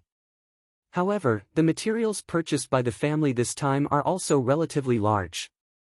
Chen Daoxian couldn't help but feel a little distressed. I didn't feel it when I spent the money at the time, but now that I'm counting the money, I feel a little distressed. This time, I went to Guang'an Prefecture to purchase 10 slave ships, cost 10,000 spirit stones, buy 10,000 female slaves from Izumo, spend 10,000 spirit stones, buy a set of Yunling Great Array, spend 1,500 spirit stones, buy Dragon Python Swallowing Heaven. It costs 1,000 spirit stones to purchase the spiritual root test instrument, which costs 1,000 spirit stones, as well as the ice talisman and the map of the immortal mansion, which costs 110 spirit stones. These cost a total of 23,610 spirit stones. The rest is the biggest cost of this trip, the copper ore and mysterious iron ore purchased at Was Treasure Pavilion. This time, a total of 40,000 spirit stones were consumed in Was Treasure Pavilion for the purchase of spirit or materials, including more than 12,800 caddies of copper ore and more than 1,280 caddies of black iron ore. Compared with the last purchased spirit or materials, this time it is more than 10 times more. In all, unless the Feijian factory's production capacity is expanded, it will be enough for the Feijian factory to produce for 1 year. Thinking of these spiritual or materials, Chen Daoxian's heartache suddenly improved.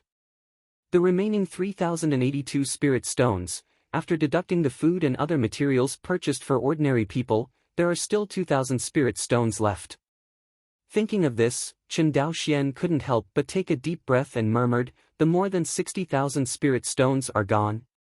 No wonder Uncle 13 called me a prodigal, and I wanted to slap myself. Of course, he said that, and if he gave him another chance, he might not even be able to keep the last 2,000 spirit stones, so he just spent it all. Because Chen Daoxian, who is a traveler, knows that money is a resource used to flow, and more than 60,000 spiritual stones are piled up in the family library without flow, and they are useless except for their good looks. Compared to those companies with high debt development in the previous life, he is already conservative enough. 3 days later, 10 huge slave ships slowly docked at the port of Shuanghu Island.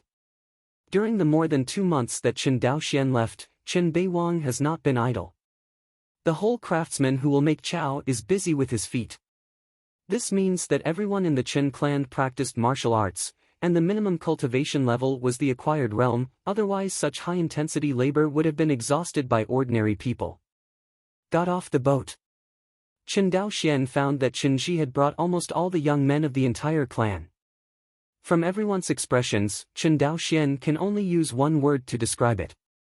Of course, the target that everyone is most concerned about is not his young patriarch, but the young and beautiful girls he brought back 10 slave ships. Cough cough. Chen Daoxian Yufeng flew to the county magistrate Chen Ji, coughed softly, and then everyone reacted and bowed to Chen Daoxian, see you the young patriarch. Okay, Chen Daoxian knew that everyone's mind was not here, he waved his hand and said, where's Chen Gongchao? Because Chen Beiwang was responsible for the construction of the Feijian factory, he has been officially appointed as the general of Chongping County, and he is in charge of all construction matters in the Chen clan. Some are similar to the ancient Minister of Industry. Young Patriarch, Chen Gongchao is still busy in the newly built residential area in Chongping County. There were so many people all of a sudden, and the young people in the clan were in high spirits. It took more than 2 months to complete the expansion of the new residential area.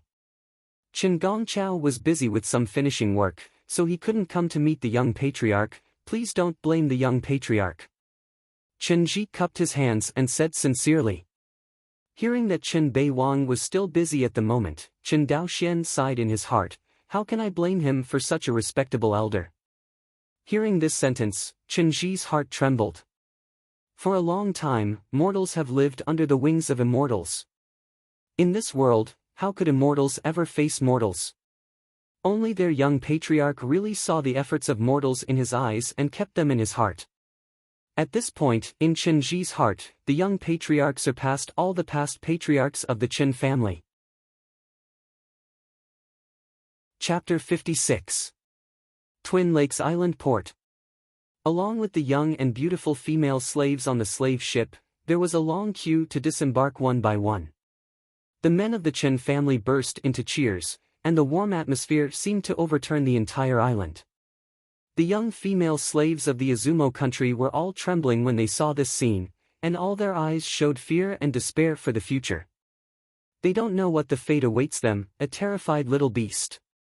Seeing this scene, Chen Daoxian, who is a modern time traveler, has an uncomfortable feeling in his heart. But he knew that the Chen family wanted to expand the population in a short period of time, which was the best choice. Moreover, compared with those mortals who were slaughtered by the monk army, these Izumo women in front of them already had the best future. At least on Shuanghu Island, they will not be threatened with starvation and death, nor will they be humiliated by others. The only thing they have to do is to marry Chen's males to reproduce. Chen Ji. Subordinates are here. Chen Ji hurriedly bowed. The order goes on, until the women of the Iron Kingdom are calmed down, they are not allowed to harass them by Chen's males, and the job of settling them will be handed over to you, don't let me down. At the end, Chen Daoxian gave him a warning look faintly. With Chen Ji's intelligence, he instantly understood the look in his eyes. It was Chen Daoxian warning him that county officials must not use their power to take advantage of these women. Young patriarch, don't worry, your subordinates will definitely handle this matter well. That's good. Finally, looking at the cheering clansmen, Chen Daoxian flew towards Chen's Feijian factory. Watching Chen Daoxian leave, Chen Ji began to place these Izumo women. After all, with a population of more than 3,000 in the Chen family, it is not an easy task to resettle 10,000 women from Izumo. It is foreseeable that Chen Ji will be very busy in the future. Back to Shuanghu Island. For 10 days in a row, apart from his daily practice, Chen Daoxian did not immediately devote himself to the production of Feijin factory. Instead, they supervised Chen Ji and the others to place the women of Izumo. After all, Chen Daoxian still couldn't believe these hot-blooded Chen's men. Even under his supervision, there were still 1 or 2 incidents in which Chen's males took advantage of Izumo's women. For this kind of behavior, Chen Daoxian is naturally punished severely. After all, the purpose of buying these women was to let them reproduce for the Chen family on Shuanghu Island, not to vent their desires for the Chen family. In the future, these women will all be the mothers of the Chen clan. How could Chen Daoxian not protect them well? After all, protecting them is protecting the descendants of the Chen family, and its importance is self-evident. With the arrival of this 10,000 Izumo woman, the huge Shuanghu Island gradually became full of vitality. At this moment, if someone came to Shuanghu Island, I am afraid they would mistakenly think that they came to the daughter country. After the arrival of this batch of Izumo women, the ratio of males to females on Shuanghu Island has reached the most exaggerated 1:10 since the ancestor Chen Dengyuan established his family. Chen Daoxian had calculated that if all these women were assigned to Chen's male concubines, each Chen's male would probably marry more than 10 women. To be frank, if it wasn't for Chen Daoxian who embarked on the path of cultivation in this life, if he should not be distracted, he would be envious of the ordinary men in the clan. Chongping County Government Office. Chen Daoxian looked at the black group of Chen's children in front of him, turned to look at Chen Ji, and asked, "Are these all my Chen's children under the age of 10?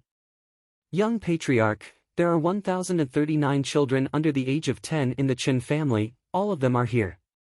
More than 1,000 children, standing in the square of the county government office, looked very crowded, almost sticking to each other. But at the moment, the conditions are limited, and Chen Daoxian has no good venues to be picky about. This is already the most suitable venue to test the spiritual roots of Chen's children. When the Chen clan people learned that the young patriarch was going to test the spiritual roots of the entire Chen clan's children, they were even more excited than seeing 10,000 Izumo women. After all, so many Izumo women married into the Chen family, and the only ones who were happy were Chen's males. Chen's daughters didn't say anything, but they still had some opinions on Chen Daoxian, the young patriarch. Chen Daoxian resolutely chose to ignore the criticism of Chen's female relatives.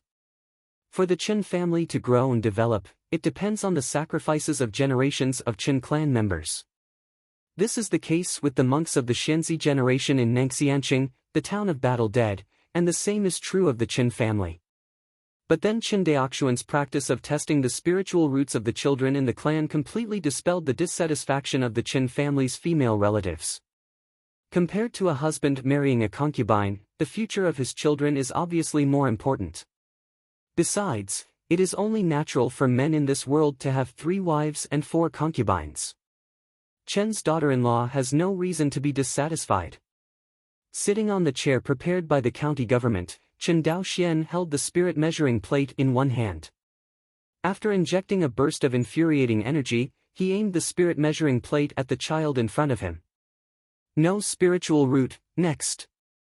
After half an hour of testing, Chen Daoxian was basically numb. After testing hundreds of Chen's children, only a few immortal seedlings with spiritual roots were found, and all of them were immortal seedlings with spiritual roots. It is impossible for Chen Daoxian to say that he is not disappointed. But he knows that this is the status quo of the birth of spiritual root and aptitude immortal seedlings among mortals. Pick 1 in 100, and most of them are middle and lower spiritual roots. The next person who came to him was a timid little girl. Perhaps more than 100 Chen children were tested in a row, and none of them had spiritual roots. Chen Daoxian's face was not very good-looking, and the little girl was a little scared. Seeing this scene, Chen Daoxian squeezed a smile on his face. "Don't be nervous." The little girl gathered her courage and nodded vigorously. In the next second, the spiritual light of the spirit detection disc enveloped the little girl. Qin Daoxian didn't care much in his heart at first, but he didn't expect the little girl in front of him to give him a great surprise. Shang Ling Zhen. Qin Daoxian looked at the little girl in surprise. At this moment, he took a serious look at the little girl's appearance. The girl is about 8 or 9 years old, her hair is withered, her face is a little pale, and she is wearing coarse clothes. It seems that her family is not very good. Seeing this, Qin Daoxian was afraid of scaring the little girl, so he tried to soften his voice and said, "Little sister, what's your name?" Seeing Qin Daoxian's attitude, the little girl secretly raised her head, then lowered her head quickly, and said timidly in a voice as thin as a mosquito, My name is Qin Lian." "Qin Lian, Qin Daolian, good name, ha ha ha ha." Qin Daoxian laughed out loud. Qin Lian didn't know why the young patriarch, who was told by his parents to be careful when he spoke, was so happy. But she knew it was a good thing for her. Qin Ji, who was standing beside him, and several of the Qin children who were detected to have a lower spiritual root were also looking at Qin Lian with envy at the moment. They know that the fate of this little girl will be completely changed from now on. "Qin Lian, come here and sit next to me." Qin Daoxian waved to the little girl. Qin Lian courageously sat down on Qin Daoxian's spacious chair. Seeing her appearance, Qin Daoxian didn't care, and continued to detect the remaining children's spiritual roots. But hundreds of people have been tested in a row. Except for 1 middle spirit root and 3 lower spirit root immortal seedlings, there is not a single upper spirit root immortal seedling like Qin Lian. Qin Daoxian knew that this was the true birth probability of spiritual roots. With more than 3,000 people in the Qin family, he and Qin Lian have 2 spiritual roots. It is already very lucky. After all, there is less than 1/10 of the probability that Shang Ling Zhen is in the cultivator group. Chapter 57. Took half a day. Since Qin Xianhe has been in charge of the Qin family for 50 years, the first large-scale screening of the Qin family's immortal seedlings has ended. Chongping County Government Office. Looking at the 8 children, the oldest 10 years old and the youngest 5 years old, Qin Daoxian was filled with emotion. In fact, he knew that there must be Xianmiao hidden in the adult group of the Qin family. But compared to these children under 10 years old, the cost-effectiveness of cultivating adult immortal seedlings is too low. Qin Daoxian decisively chose to give up. Qin Daolian, 8 of them, and Qin Daochu, who has been cultivating in Qin Daoxuan's cave, finally broke through the double digits, reaching as many as 11. Of course. If you want these 9 little guys to truly become monks in the Qi refining period, you have to establish a family spiritual vein. Otherwise, when they enter the Qi refining period and find that they do not have enough spiritual energy to practice, the fun will be great. For this, Qin Daoxian was quite confident. If nothing else, within half a year at the latest, the first spiritual vein of the Qin family can be cultivated. Qin Daoxuan's confidence still came from the transaction with the merman. It has to be said that the market of the merman is more than 100 times smaller than that of the large number of scattered cultivators in Guang'an Prefecture. But at the same time, selling a first-order low-grade flying sword to a loose cultivator, the Qin family can only earn a gross profit of 19 spirit stones, which is not counting the tax collected by the Zhou family in Guang'an Prefecture. However, trading with the merman can earn 419 spirit stones, and the profit is more than 20 times higher. It seems so. Although the merman market is not as huge as the Guang'anfu market, it is also a very important market for the Qin family. Especially for the current Qin family. The number of instruments required by the merman race is small and the profit is large, which is perfect for the Qin family. Copper Mountains. Qin Daoxian Cave Mansion. A group of 9 people, walking against the wind, slowly flew towards the direction of Dongfu.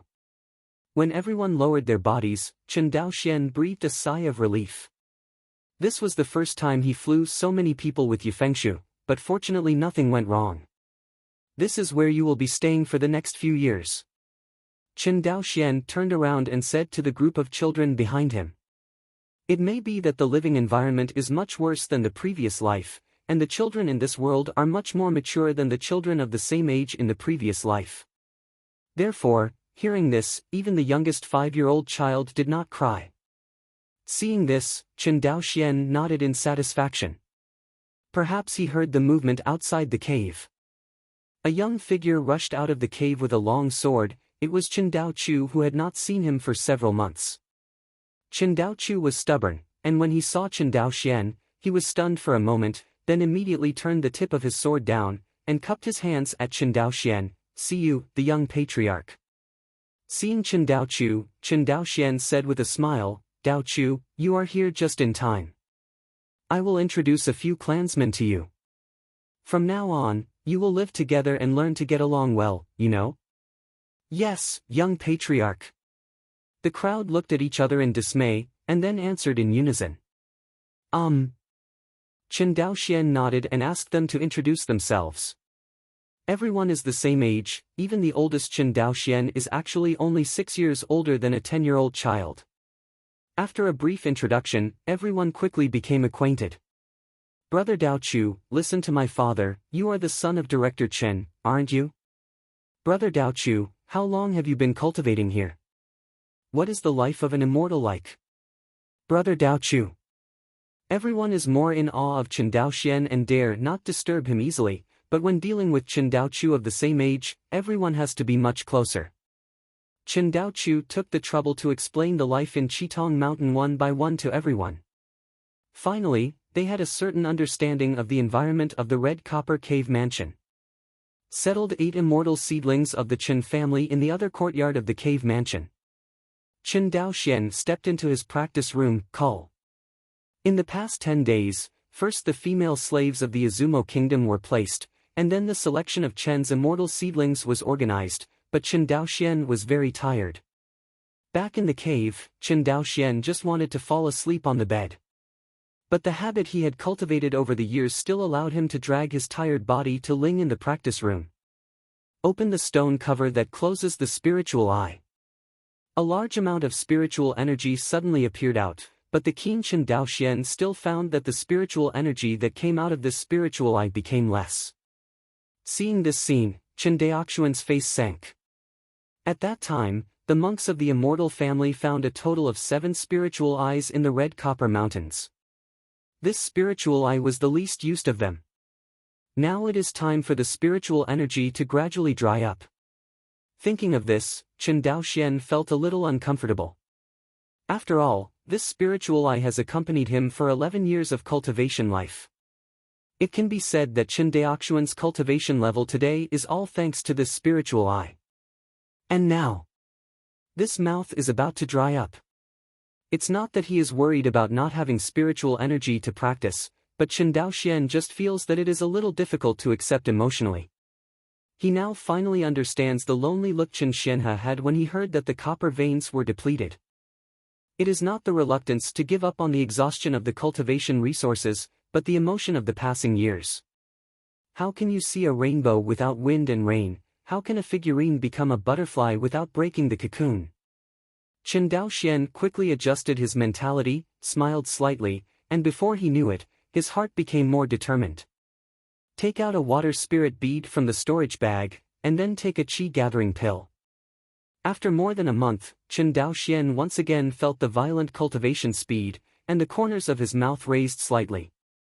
The next day, after silently reciting the Hongmeng Enlightenment Sutra, Chen Daoxian opened his eyes after finishing his overnight practice after storing a stardust in the sea of knowledge. Chen Daoxian smiled contentedly, feeling the infuriating qi in his dantian circling in the sea of qi that had grown a little. Seems to think of something. Chen Daoxian took out a jade slip from the storage bag. This jade slip is not something else, it is the body training method he bought at the Zhou family auction house in Guang'an Prefecture, Dragon Python Swallowing Heaven. More than a month after he got this exercise, Chen Daoxian had already fully understood this exercise with the help of the epiphany characteristics of the Hongmeng Enlightenment Classic. Speaking of which, the cultivation difficulty of this body training method is quite low. It's not even much higher than the practice Guiyuan Gong, which Chen Daoxian majored in. You must know that Guiyuan Gong, which Chen Daoxian majored in, is the most popular basic qi training method in Shenyuan Jianzong, and it is most suitable for disciples in the qi training period to lay the foundation. Although Guiyuan Gong does not have attribute bonuses, it is more peaceful and less difficult to practice. When the cultivator succeeds in establishing the foundation, no matter what kind of cultivation method he switches to, there will be no big hindrance. Therefore, this practice is the most widely circulated in Wangxinghai, and it is the most practiced by cultivators in the qi refining period. But now, Chen Daoxian discovered that this dragon mang swallowing heaven technique was actually as difficult to practice as Guiyuan Gong, which made him a bit of a treasure. According to the dragon python swallowing heaven exercise, the biggest consumption of this exercise is not spiritual energy, but various precious ingredients, such as monster meat, spiritual rice, and spiritual fruit. Chen Daoxian looked at the introduction on this jade slip, and felt a bit dumbfounded. Why do I think this is not a physical exercise, but a rice bucket exercise? I really deserve the word swallowing the sky. Chapter 58. Think of this. Chen Daoxian practiced the dragon python swallowing heaven technique again, and he had a hunch that he would be able to thoroughly learn this technique today. Really? With the operation of this body training method, Chen Daoxian's stomach and intestines began to move crazily, followed by a strong sense of hunger. The hunger was so fierce that it almost drowned his clear consciousness. Chen Daoxian has never felt such a strong sense of hunger since Chen Daoxian reached the qi refining stage and was able to fast. It seems that if you don't eat, you will starve to death in the next second. Fortunately, Chen Daoxian was already prepared, and saw that he immediately took out a fist-sized piece of roasted monster meat from the storage bag and chewed it. The flesh of the blood-spotted sea snake is fresh and tender, but after all, it has been stored in the storage bag for several months, and the taste is definitely not as fresh as when it was just hunted. But at the moment, Chen Daoxian, who had been hungry for a long time and his eyes fainted, couldn't care about the taste or taste. Piece by piece of monster roast meat was chewed by him roughly, and then he swallowed it. In less than a stick of incense.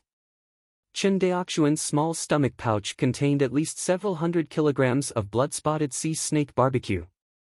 You must know that this is not ordinary poultry and livestock, it is monster meat, and the energy contained in its meat quality, let alone ordinary people, is difficult for qi cultivators to digest. However, Chen Daoxian ate so many kilograms of meat, and there was no other change except for a slight bulge in his stomach. Belch! After eating half a stick of incense again, Chen Daoxian hiccuped. He felt that he was finally unable to eat. Gollum! Gollum! In the practice room, a dull roar suddenly sounded like muffled thunder. Chen Daoxian knew that this was the sound of his stomach frantically digesting the barbecued blood-spotted sea snake. As the roasted meat of the monster in the stomach was digested little by little, a heat flow that was completely different from true qi flowed out of the stomach and quickly circulated throughout the body.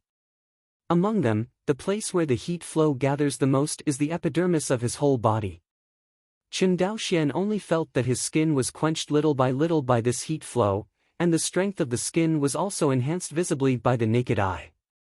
Although the enhanced physical defense is completely incomparable with the magic weapon, if it can continue to be strengthened like this.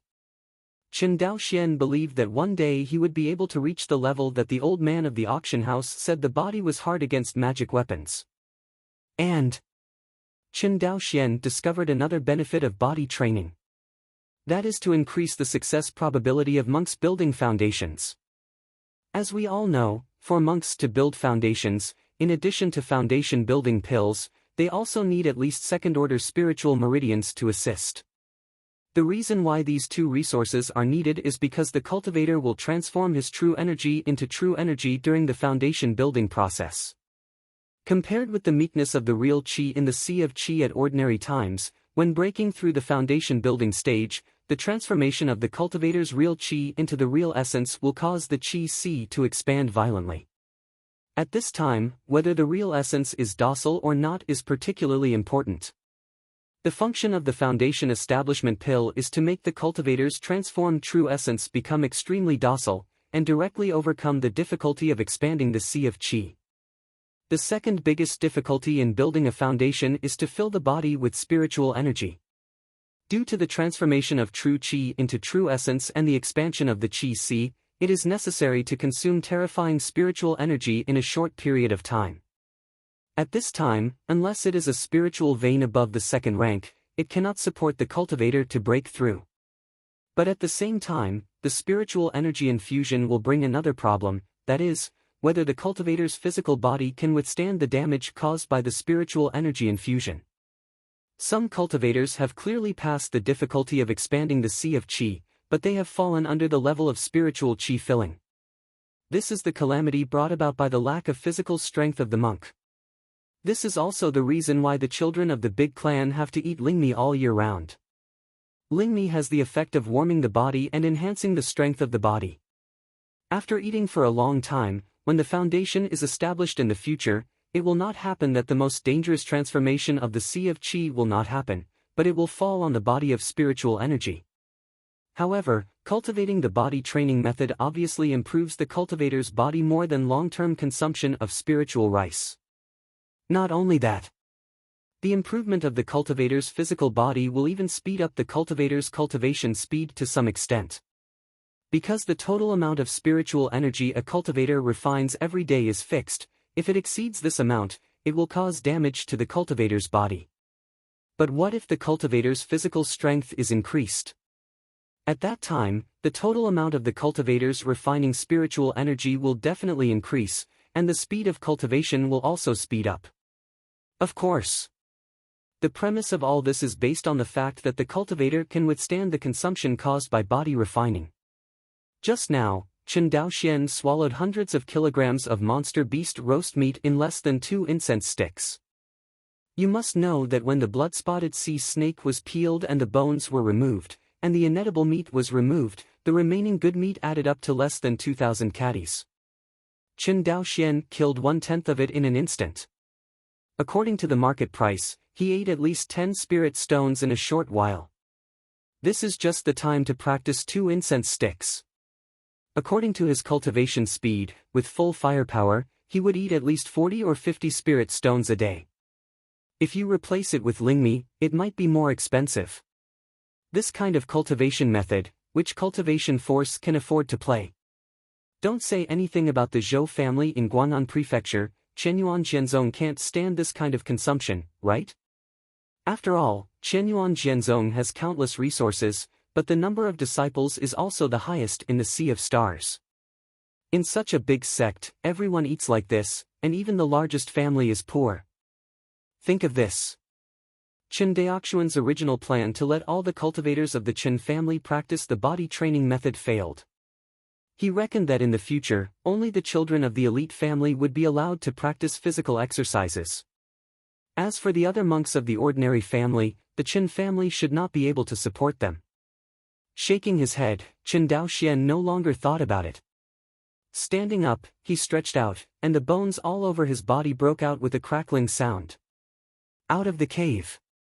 On the small square on the cliff. Chen Daoxian found that Chen Daochu had brought 8 other immortal seedlings of Taoist characters and was practicing swordsmanship against the rising sun. Chen Daoxian watched silently without making a sound. Although only practiced for a few months, Chen Daochu has broken through to the 4th floor of the acquired day one after another, which shows that there is a huge gap between people with spiritual roots and ordinary mortals. This is still the case when Chen Daochu does not have enough cultivation resources. If the Chen family buys Tongmai pills for the spiritual root disciples in the clan, they can even open up the meridians of the whole body overnight, cross the mortal realm, and directly enter the qi refining period. The reason why Chen Daoxian did not do this was because the spiritual veins of the family had not been successfully cultivated, and even if everyone entered the qi refining period, there would not be enough spiritual qi to practice. It is better to study and practice now, to hone your xinqing. Chen Daolian, aren't you full? Are your hands shaking so badly? Chen Daochu saw that the long sword in Chen Daolian's hand was trembling and standing unsteadily, and he immediately put on the appearance of a little adult and scolded. Chen Daolian was very aggrieved when he said something, and tears rolled in her eyes, but she gritted her teeth and resisted it. What others can do, she can do too. Chen Daoxian watched from the side and nodded secretly in his heart. Chen Daoyan looks timid, but she is soft on the outside and firm on the inside. This kind of character is very conducive to cultivation.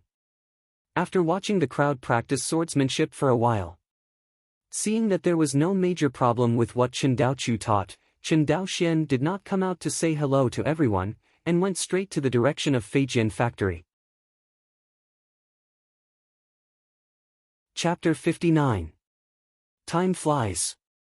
In the blink of an eye, 3 months have passed. In the southwest waters of Wangxinghai, the underwater magic monkey mountain is about 10,000 miles away from the Qin family on Shuanghu Island. As far as the eye can see, large groups of mermen are carving out caves all over this mountain range. Demon Mountains. Inside the most spacious cave, a sturdy male merman with bronze-colored muscles was quietly adjusting his breath in the cave. Looking at his disordered breath, it was obvious that he was seriously injured.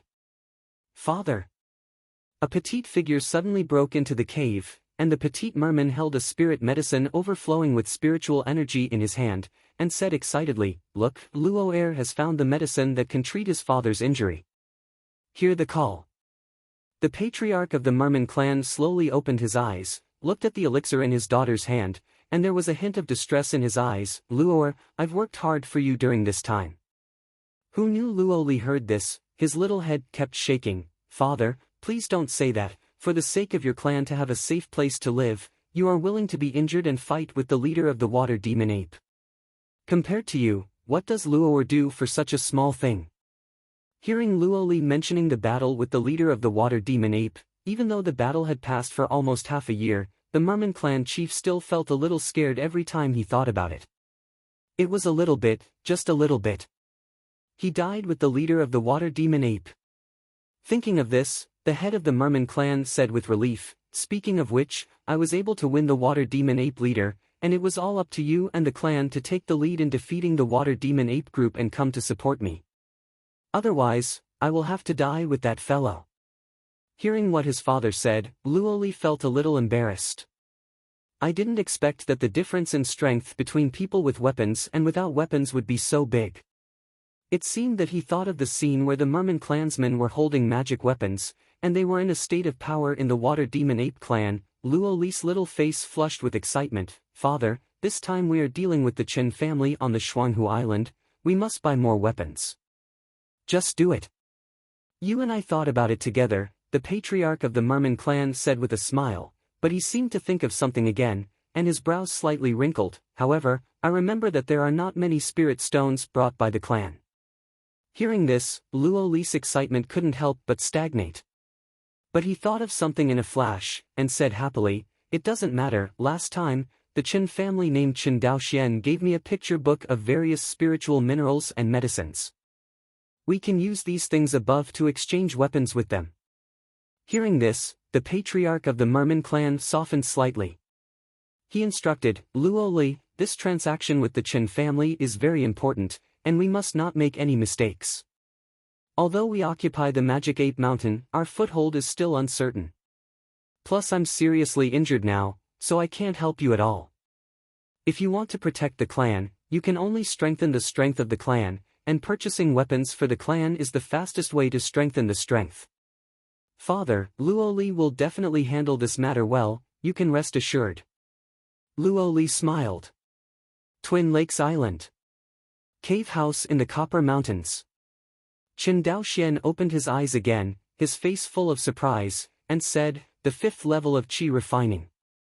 Chen Daoxian felt very excited when he felt that his Dantian qi had grown by 30%.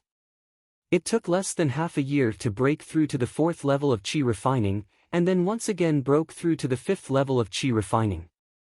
This cultivation speed is not even slower than that of the most core disciples of the big family. Chen Daoxian knew. His cultivation speed is so fast, except for the water spirit beads and qi gathering pills to assist in his cultivation.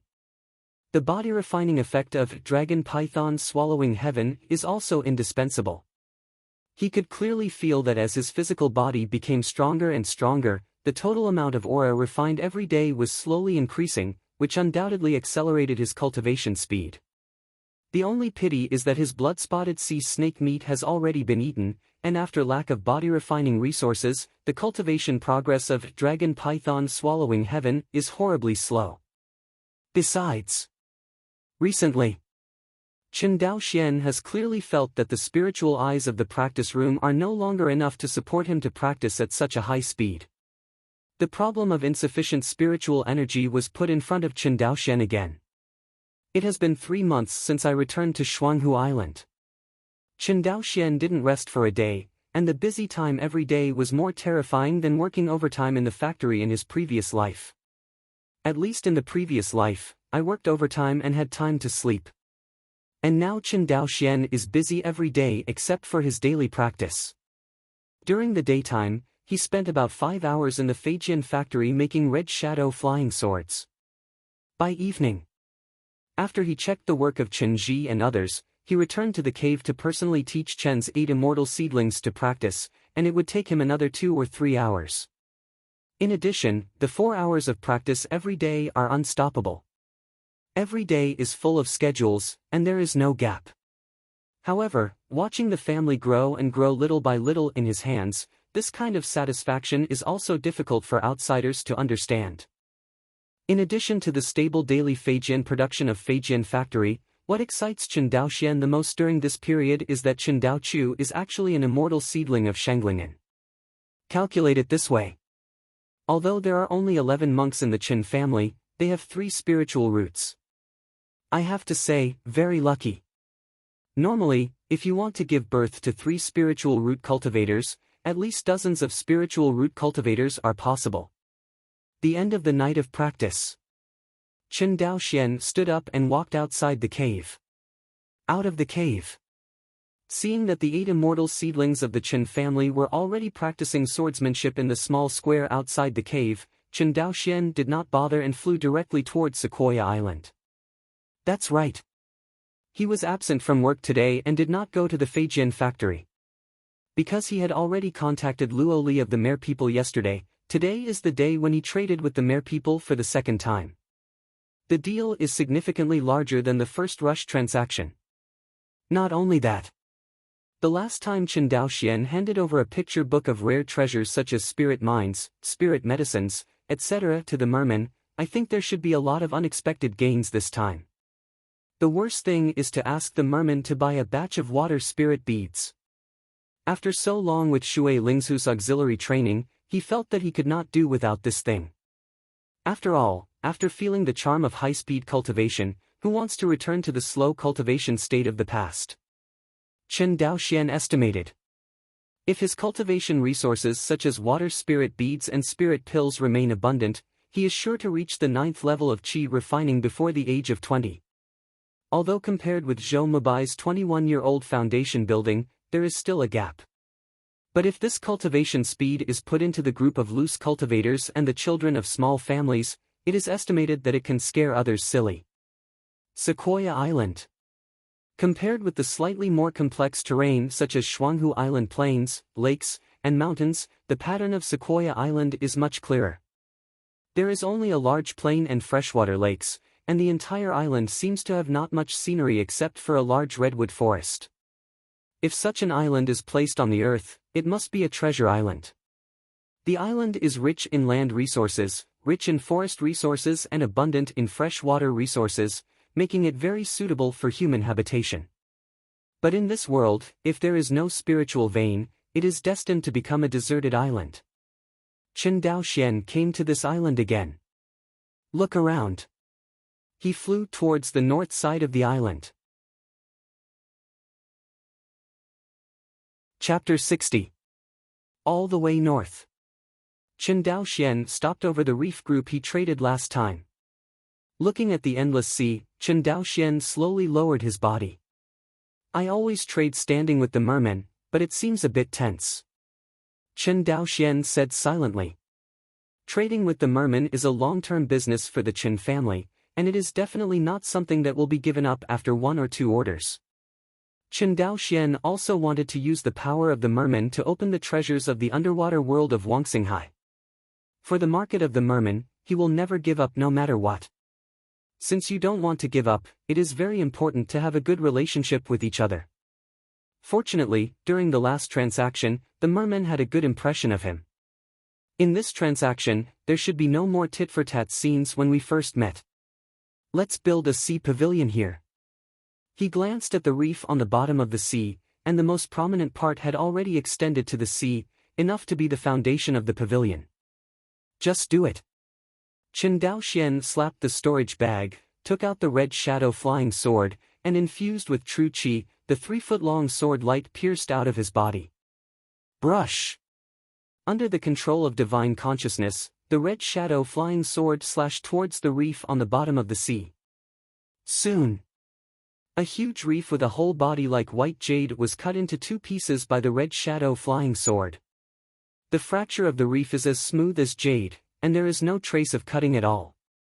Chen Daoxian nodded with satisfaction, and continued to control the flying sword to continuously cut along the stone. Follow the ideas in your head. Chen Daoxian kept grinding the reef stone in front of him with his flying sword.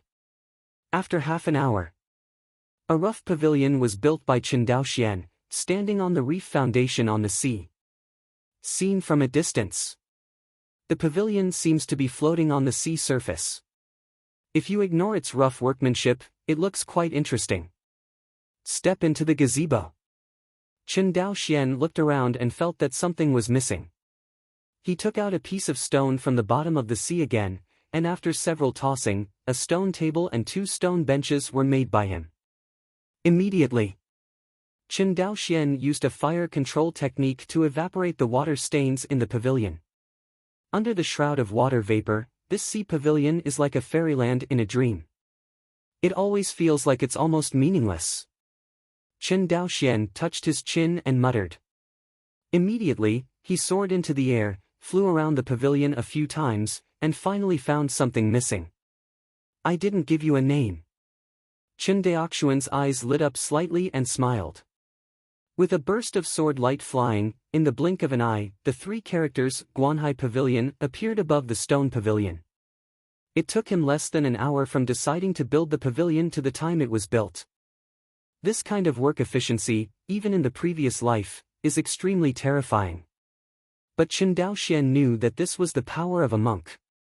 The strength of a monk is not only reflected in its powerful destructive power, but also in its powerful productivity.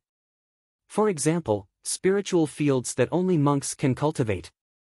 If ordinary mortals were allowed to plant spiritual fields, even if they tried their best, they would not be able to plant even an acre of spiritual fields. Because Ling rice is different from ordinary rice. Its straw is extremely tough, and it requires a monk to hold a magic weapon to cut it, not to mention the more difficult work of peeling the shell. Therefore, even a group of monks has to study specifically to plant spiritual fields. Among the monks who can plant spiritual fields are called Lingzifu. Although this profession is not as popular as alchemists, tool refiners, magicians, and talismans. But in the group of loose cultivators, he is also considered a proper wealthy and handsome. The spiritual stones that Ling Zhifu earned in 1 year were at least several times higher than those of a loose cultivator who knew nothing. Of course, in Guang'an Prefecture, since scattered cultivators basically do not have spiritual veins, even if they can cultivate spiritual fields, they can only be tenants for the cultivators. With the exploiting power of the Wanxinghai cultivator clan, these Lingzhi husbands would not be able to earn a few lingshire throughout the year. This also led to a great decrease in the interest of loose cultivators in learning to plant spiritual fields. Late at night. Waited for a full day. The mere people are long overdue. Really? This time, Luo Li came alone. As for the men she brought, they were all arranged by her in the reef group on the bottom of the sea. He didn't directly let a group of mercenary strong men surround Chen Daoxian as he did last time, trying to restrain him in his aura. Chen Daoxian, here I come. Luo Li, who emerged from the sea, glanced strangely at the stone pavilion built by Chen Daoxian, and finally jumped up and sat on the stone deck. Seeing this scene, Chen Daoxian was a little curious. His eyes couldn't help but look down at Luo Li. Who knows, before he could see clearly, he was caught by the other party. I saw Luo Li looked at him strangely, tilted his head and said, "What are you looking at?" Cough, "It's nothing," Chen Daoxian covered up embarrassedly, and then said with a smile, "We meet again, Miss Luo Li." Seeing him like this, Luo Li murmured in her heart, but she didn't ask too much. Immediately thinking of something, she glanced at the pavilion, looked at Chen Daoxian, and said, "You built this pavilion?" "Right." Chen Daoxian nodded. "It's ugly." Hearing this, Chen Daoxian showed an embarrassed but polite smile on his face. Seeing him like this, Luo Li covered her mouth and laughed lightly. "However, you are very attentive. Naturally you have to be careful, after all, your merman is a big customer of my Chen family," Chen Daoxian said with a smile. After a few polite words, Chen Daoxian stepped into the topic and said, "Miss Luo, I don't know how many flying swords you plan to buy this time."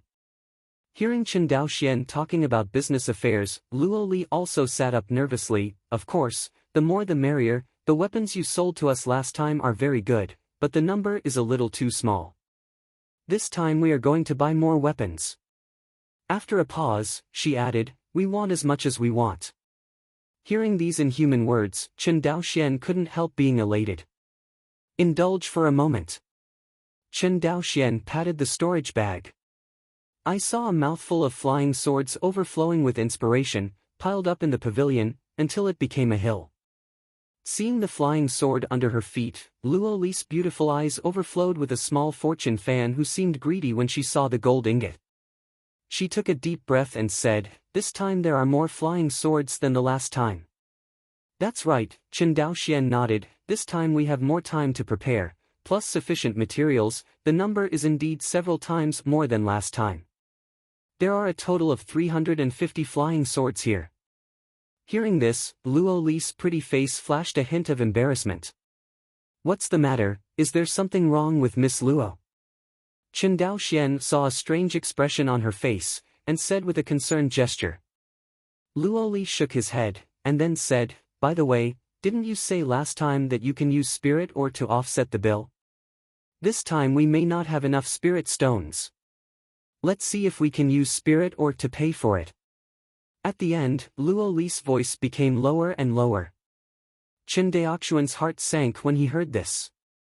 This time, he also counted on quickly earning enough 100,000 spirit stones from the mermen, and returning to Shuanghu Island to cultivate spirit veins.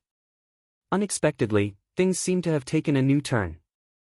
Thinking of this, he said calmly, "I wonder how many spirit stones Miss Luo can take out this time." Chapter 61, Heard. Luo Li first stretched out a small white and tender hand, and then stretched out another, carefully saying, "A little more than 100,000 spirit stones." "Hear this." Chen Daoxian heaved a sigh of relief. "Enough. There are 100,000 spirit stones. There are still 2,000 spirit stones in the Chen family's treasury, and these 100,000 spirit stones are enough to cultivate a spirit vein for the Chen family." Thinking of this, Chen Daoxian said in a relaxed tone, "Of course there is no problem. I don't know what kind of spiritual or Miss Luo brought." Seeing that Chen Daoxian was not angry, he looked kind and easy to talk. Luo Li was even more fond of him in her heart, but she felt a little embarrassed. I saw her lips parted lightly, and a melodious song came out of her small mouth. Soon, one after another, the mermen emerged from the sea, and they were the men brought by Luo Li. Like last time, these mermen were all holding huge white shells. Inside the white shells are spirit stones, spirit mines, spirit beads and other rare and precious treasures. Luo Li turned her back and clapped her hands to the clansmen in the sea. The mermen lined up in a row and opened the white giant shells in their hands together. In the next second, the sea surface was filled with light, dazzling people's eyes. Looking at these spirit stones and spirit mines in front of him, Chen Daoxian only felt his blood surging all over his body, and his face flushed slightly. Seeing his unpromising appearance, Luo Li's pretty face couldn't help showing a hint of smugness, and she finally didn't have to feel ashamed for her just gaffe. Thinking of this, Luo Li happily introduced, "This is the Guishui fine gold you mentioned last time." It is this kind of stone that our people have mined the most during this time. Chen Daoxian looked in the direction of Luo Li's finger. The Guishui concentrate gold mines the size of an adult's fist are piled up in the white giant shells, exuding an amazing aura. On the side, Luo Li continued to introduce, this is another kind of stone we found on the bottom of the sea. Red copper mine. For Chen Daoxian, who owned red copper ore veins in his family, he was familiar with this kind of spiritual ore. As a first-order spiritual ore, copper ore is widely distributed in Wangxinghai and Xianyunsu, second only to mysterious ore such as black iron ore.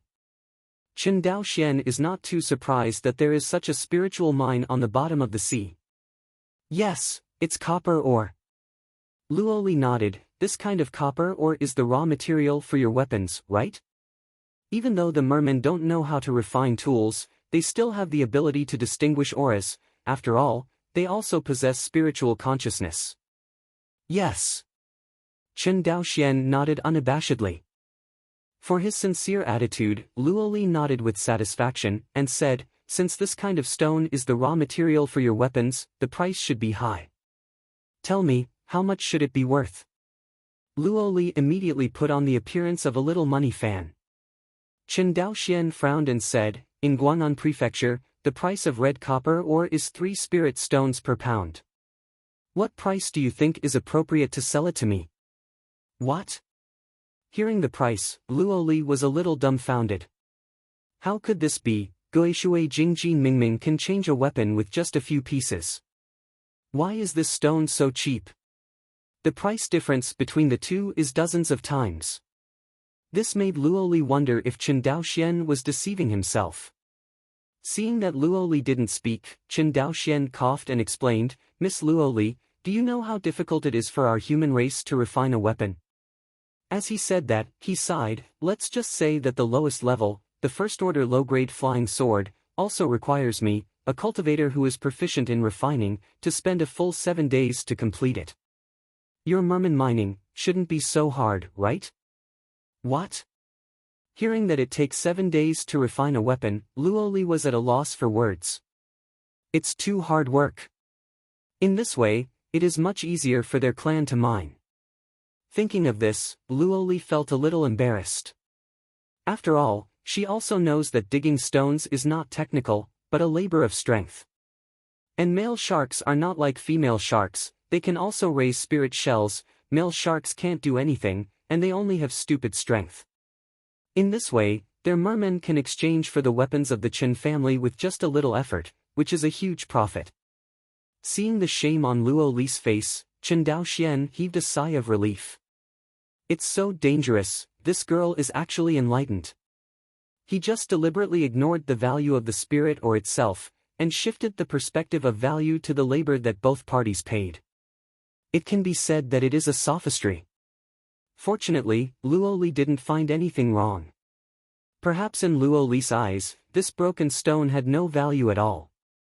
The spiritual beads produced by the scallops they raised could decorate the cave anyway. What's the use of this broken stone? It can't be eaten or used, and it looks ugly. If it wasn't for Chen Daoxian's request for these broken stones, the mermen would not have paid attention to them at all. As if feeling guilty for suspecting Chen Daoxian just now, Luo Li's next tone softened a bit. This is the biggest specialty of our merman tribe, water spirit beads. Luo Li pointed at the water spirit beads held in the hands of the clan, and her tone suddenly became sad. Chen Daoxian knew that the Mer people were persecuted by the Zhou family for hundreds of years because of this water spirit pearl. For this matter, Chen Daoxian is not easy to persuade. After all, he and the Zhou family belonged to the same human race. It was quite reasonable for Luo Li not to hate Wu Jiwu and hate him. I don't know how much this water spirit orb can be worth. Luo Li raised her head and looked at Chen Daoxian. After pondering for a while, Chen Daoxian looked at Luo Li's wink and said carefully, the price of the first-order water spirit beads in Guang'an Mansion is 50 spirit stones. I wonder what price Miss Luo is willing to give me. He said 50 spirit stones, and Luo Li definitely couldn't give a price higher than that. In fact, although the water spirit beads sold by the Zhou family are 50 spirit stones, there is no way for ordinary scattered cultivators and children of small families to buy them. This kind of treasure to assist cultivation has long been determined by the big families of Guang'an Prefecture and even other provinces in Zhangzhou. Even if a little bit of scraps fell into the hands of a loose cultivator, they would often sell for a high price. For example, the last time Chen Daoxian was in Sengxiafang City, he spent twice the premium to buy a few water spirit beads. And when Luo Li heard that 10 water spirit beads can be exchanged for one weapon, she couldn't help but feel uneasy about the terrifying price. She hesitated, unable to speak for a long time. In fact, she really wanted to talk about selling 50 spirit stones, but after hearing that Chen Daoxian worked hard for 7 days to create a weapon, and their merman could exchange only 10 spirit beads for it, and Luo Li was very disturbed by the condemnation in conscience. A long time. Luo Li, who was struggling in her heart, raised her head and said solemnly, Chen Daoxian, you are a conscientious person, since your Chen family treats my mercenary family sincerely, we can't make money from you without our conscience. This water spirit pearl, we sell you 110 spirit stone. Hearing this price, Chen Daoxian almost didn't sit still and fell off the stone bench. Chapter 62. This. Chen Daoxian knew that he seemed to be fooling this silly girl. Seeing the sincere look on Luo Liqiu's face, Chen Daoxian couldn't help feeling a little guilty. But soon, the guilt was thrown away by him. He glanced at Luo Li, and then at the large number of rare and precious treasures brought by the mere people, and a bolder idea emerged in his heart.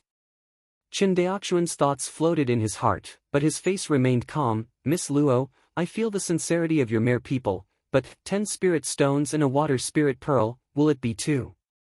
Before Chen Daoxian finished speaking, Luo Li's pretty face flashed a blush, and she stammered, I know that the Shirling stone is a bit expensive, but it's cheaper than the Zhou families, right? Such as. If you still think it's expensive, we can still discuss it. Okay. No need to discuss, let's set this price. Chen Daoxian waved his hand. He felt that he couldn't talk to Luo Li any longer, and if we talked again, it was estimated that the price could be reduced to 1 spirit stone. Although the Chen family needs to accumulate primitive capital, they can't cheat the mere people like this. After all, he already regards the mere people as his ban. Hearing that Chen Daoxian agreed to the price, Luo Li breathed a sigh of relief. For so many years, due to the persecution of the Zhou family, the mere people have never dared to deal with the human race, and the little information about the human race was passed down by word of mouth from the ancestors in the clan. It's not that Luo Li didn't know that Chen Daoxian made a lot of profits in the transaction between the two parties. But at the same time, they also obtained the weapons they wanted in the transaction with Chen Daoxian. In Luo Li's view, the transaction between the two parties is a win-win situation. After negotiating the pricing of several kinds of spirit ores and water spirit beads, Chen Daoxian said, since the price has been negotiated, let's trade. Okay. Luo Li showed 2 little tiger teeth and nodded with a smile. This time we brought a total of 101,756 spirit stones, as well as various spirit minerals and spirit beads, worth about 170,000 spirit stones. That is to say, the total value of your goods is 271,756 spirit stones. Yes. Luo Li nodded. Chen Daoxian continued, I brought a total of 350 flying swords here. According to the price we negotiated for 500 spirit stones, a total of 175,000 spirit stones need to be paid. Hearing this, Luo Li was a little embarrassed. It seemed that she brought too much, and Chen Daoxian couldn't eat it. When she was in a dilemma, Chen Daoxian's mind moved slightly and said with a smile, Miss Luo, although we are trading for the second time, I wonder what your impression of me is? Hearing this, Luo Li was stunned at first, then her pretty face turned slightly red, and she turned her head and said, not bad. My impression and credibility of Miss Luo and the merman are also very good. He paused, so I think the transaction between our two sides can continue and expand. Expand? Yes. Expand. Looking at Luo Li's ignorant appearance, Chen Daoxian continued to explain, for example, there are many resources that our human race can use in the deep sea, but your mere human race can't use it. For example, this spiritual ore is one of them. And my human race also has a lot of things that your mermaid race desperately needs, such as magic tools. Therefore, I think it is better for the two of us to discuss what the other party has announced. Hearing this, Luoli was silent. A long time. She raised her head and said, "Our mere people are short of food." What? Chen Daoxian was almost confused by Luoli's words. After the cultivator embarked on the path of qi refining, he basically stopped eating. The lowest level of the merman race is the first order early stage, which is equivalent to the early stage of human qi refining. How can they be short of food? Seems to see Chen Daoxian's doubts. Luoli slowly explained, "Our merman is different from your human cultivation methods. Speaking of which, our cultivation methods are more like ancient monks." Ancient monk. Hearing this word, Chen Daoxian couldn't help but suddenly realized. Ancient monks refer to the group of monks in ancient times. In the cultivation world, it does not mean that the current monks are inferior to the ancient monks. It can only be said that the paths taken by the two sides are somewhat different. Ancient monks usually practice qi and body refining at the same time, but the monks in the ancient times had a characteristic, that is, they did not have magic weapons. The ancient monks started out by imitating the path of cultivation followed by monsters. At that time, the human race was not the overlord of this world. Among the 10,000 races, people can only be said to be a not-so-small race. But with the emergence of the cultivator group, the human race quickly grew into the largest race in the world with its terrifying ability to reproduce. Later, he became the overlord of this world. Other aliens and monsters either hid in the deep mountains and forests far away from the human race, or hid in the deep seabed and did not dare to show their faces. With the continuous development of the human cultivation world, the cultivation system has also begun to change. Especially with the appearance of defensive instruments, the human race found that it did not take a lot of energy and resources to refine the body, and the human race monks could also obtain terrifying defense power. By this period, bodybuilding exercises were gradually banned. After that, the cultivation of immortals became more and more prosperous, and this was the current world of immortal cultivation. Luoli said that the way they practiced in the merman race was biased towards the ancient monks, meaning Chen Daoxian had already made it very clear. "I am afraid they are really short of food. Although there are large groups of monsters under the sea, monsters are not weak chickens, how can they be so easy to hunt? Besides, monsters all appear in groups. The mere people want to hunt down the monsters, and the monsters also want to hunt them. This is also the reason why Luoli and the others are eager to buy weapons." Hearing Luoli saying that they were short of food, a plan that had long been brewing in Chen Daoxian's heart was brought up by him. "Miss Luo, have you embarked on the path of body refinement in addition to the path of qi refinement?" Hearing this, Luoli first nodded, then shook his head again. "Our body training is a little different from your human body training." Speaking of this, she laughed, "We have learned about your human race's body training methods, and the consumption of resources is too terrifying. The cultivation path of our merman is equivalent to a simplified version of the combination of body refining and qi refining." Chen Daoxian didn't know what the simplified version of body refining and qi refining was. But thinking about the late third-order powerhouse of the merciful patriarch, Zhou Mubai, a monk on the first floor of the Purple Mansion, was almost beheaded, and he knew that the cultivating methods of the merman were not very good. After thinking about it, Chen Daoxian continued, "I think in addition to weapons, our Chen family will be able to trade spiritual rice with your merman in the future." "Lingmi?" Luoli's eyes lit up slightly. Obviously, she knew what Lingmi was. Seeing Luoli's happy appearance, Chen Daoxian finally tried to see it, and said, "Since both of us have agreed to enter into in-depth cooperation, it is very important to have a unified transaction currency." Hearing this, Luoli felt a little embarrassed. Because the recognized trading currency of the human race is the spirit stone, and all the spirit stones of the merman race are already here. Seeing Luoli's embarrassed look, Chen Daoxian said with a smile, "Actually, it doesn't matter if you don't have spirit stones. Miss Luo, I don't know if you have heard of the contribution system in the Immortal Clan. What is the contribution system? Simply put, the clansmen hand over resources such as spirit stones, spirit minerals, and spirit beads to the clan, and then they can get the family's contribution points, and then with these contribution points, they can exchange resources such as spirit stones, spirit beads, and spirit minerals. What do you mean, use the contribution points of the Qin family to replace our transaction currency? Luo Li finally reacted and asked. Yes, that's what it means. Seeing Luo Li's hesitant expression, Qin Daoxian said, Miss Luo is not worried about our Qin family, for fear that we will embezzle your things and not admit it, or... No, I believe you. Luo Li twisted and said, that's it. I'm afraid that the two sides will forget how much they contributed, or the two sides may not be able to tell. You understand what I mean? I understand what Miss Luo means. Qin Daoxian took out 2 blank jade slips from the storage bag and entered 2 sets of numbers into them. These 2 jade slips were entered by me with the number 96756, which represents 96,756 spirit stones.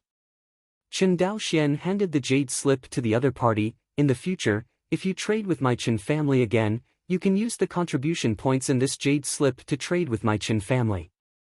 How many spirit stones are spent at that time, we can dedicate as many contribution points as possible.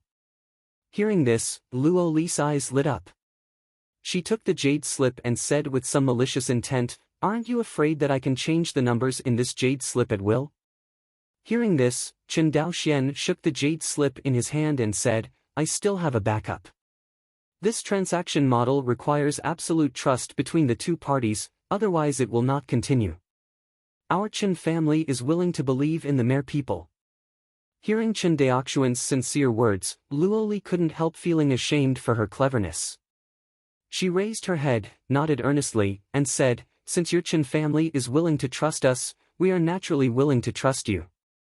At this moment, the relationship between the two sides became unprecedentedly harmonious. In the end, Luo Li said in a joking tone, Are you going to count the spirit stones and spirit minerals? Qin Daoxian shook his head and said with a smile, I believe you. Seemingly touched by this sentence, Luo Li gave Qin Daoxian a deep look, then turned over and jumped into the sea. Immediately afterwards, the sharks put down all kinds of materials, and put the flying sword into the white giant shell. Then they jumped into the sea one by one and disappeared. After half a cup of tea. On the sea surface dozens of kilometers away from Guanhai Pavilion, a woman with a beautiful face emerged from the sea, looked at the white figure on the Guanhai Pavilion from a distance, smiled slightly, and disappeared into the sea. Chapter 63. Back to Shuanghu Island. The sky was already white with fish belly. Looking at the rising sun rising from the sea, Qin Daoxian touched several storage bags pinned to his waist and was satisfied. The significance of promoting the Qin family's contribution points to the merman this time is not just a white wolf with empty gloves. The greater significance of this move lies in the financial control of the mere people. Don't look at the fact that the Qin family is still weak, but in fact, it has gradually controlled the weapons and equipment of the merman. Coupled with Qin Daoxian's control over the currency of the mere people, the economy of the mere people is bound to be controlled in the future. Not to mention that when Qin Daoxian sells spiritual rice to the mere people, he will control the food of the mere people. A force, when its military, economic, and even rations are controlled by another force, say it is not a vassal, and outsiders will not believe it. However, what Qin Daoxian has done, the mere people seem to have not noticed it. This is also the disadvantage that all systems in this field are relatively backward. Of course, if Qin Daoxian wants to completely control the mermen, he must make the absolute strength of the Qin family surpass the opponent. Otherwise, others will have the ability to flip the table at any time. Only when the hard power of the Qin family exceeds that of the mermen, will this kind of control be extremely firm, so that it will not have the slightest resistance to resist. Just returned to the Feijian factory on Shuanghu Island. Chen Liangyu trotted over and said, Young patriarch, the patriarch is back. Oh? Hearing that the 13th uncle Chen Xianhe was back, Chen Daoxian was slightly taken aback, and immediately knew what was going on. It must be that the Hongyin Feijian shop in Guang'an Prefecture was too busy, and the 50 Feijian he brought with him were sold out. Thinking of this, Chen Daoxian nodded with a smile. "They'll go find Uncle 13. Less young patriarch, Chen Liangyu said carefully. The patriarch said, "You don't need to look for him first, the work of producing flying swords is more important. You can go to him after you are done with today's work of refining flying swords." Heard. Chen Daoxian laughed dumbly. He knew that Chen Xianhe was very happy when he learned that the family had 9 more immortal seedlings. Because of the spiritual eyes of the family, it is impossible to support so many cultivators of the Chen family. Now it has become an urgent matter to cultivate a spiritual vein for the Chen family. Finish today's work. Chen Daoxian put the 5 freshly refined flying swords into the storage bag, and then used the wind fighting technique to fly towards Chen Xian's cave in the Red Copper Mountains. Who knows, after looking around, Chen Xianhe is not in the cave. After thinking about it, he returned to his cave. Really? Outside his cave, Chen Daoxian found Chen Xianhe. At this time, he was talking to the 9 immortal seedlings of the Chen family, and the scene was full of laughter. Looking at the happy scene in front of him, Chen Daoxian couldn't help showing a smile. As soon as he lowered his body, Chen Xianhe looked at him. "Uncle 13. Chen Daoxian bowed his hands to Chen Xianhe and smiled. "Well, are you done?" Chen Xianhe smiled and nodded. Young Patriarch. Young Patriarch. The 9 immortal seedlings of the Chen family saw Chen Daoxian and greeted him one after another. It seems that the diligent teaching during this period has made Chen Daoxian an incomparably majestic image in the crowd. Seeing this scene, Chen Xianhe nodded slightly. These 9 immortal seedlings will be the pillars of the Chen family in the future. They fear Chen Daoxian so much, and they will make Chen Daoxian's rule over the Chen family easier in the future. Chen Daoxian didn't think about it so much. Seeing the children playing and playing, he couldn't help but straighten his face and said solemnly, "So joking, have you completed today's practice homework?" Hear this. The faces of the immortals froze. Chen Daochu walked out of the crowd, bowed his head, and said with shame, "Patriarch Hui, it's not finished yet." Hearing this, Chen Daoxuan's face became more serious. The way of practice lies in perseverance. If you are slack today, you can be slack every day. Haven't I told you about the truth that a 1,000-mile embankment collapses into an ant's nest? Hearing this scolding, everyone bowed their heads one after another, not daring to look at him. Chen Xianhe saw that Chen Daoxian was reprimanding the younger generation in the clan, and he did not say anything to defend it. He knew that this was the time when Chen Daoxian established his prestige among the Chen family's children, and he must not destroy it. Really? After being reprimanded by Chen Daoxian, everyone bowed their heads and admitted their mistakes, and honestly ran to complete today's practice homework. See this scene. Chen Xianhe said with a smile, "Compared to me, you are much stricter in controlling these little guys." "No way," Chen Daoxian shook his head with a smile, "these little guys just like to play, except for the 3 little guys, Chen Daochu, Chen Daolian, and Chen Daolin, who are a little calmer. If the others don't care, they are usually like happy rabbits." Hearing this, Chen Xianhe nodded slightly. "Yes, speaking of which, your cultivation has never bothered me much." Hearing this, Chen Daoxian didn't know how to explain it. He couldn't say that he came from transmigration, and he had a mature soul in his body. He had to change the subject and said, "By the way, when Uncle 13 is back this time, is the Hongyin Feijian store out of stock?" "Right." Seeing Chen Daoxian talking about the business, Chen Xianhe said solemnly, "As our Hongyin store becomes more and more famous, more and more scattered repair customers come to our store to buy Feijian. In order not to offend these loose cultivators, the old man can only shorten the time interval of the lottery. No, 50 Feijian sold all in less than 2 months." Chen Xianhe spread his hands with a helpless expression on his face.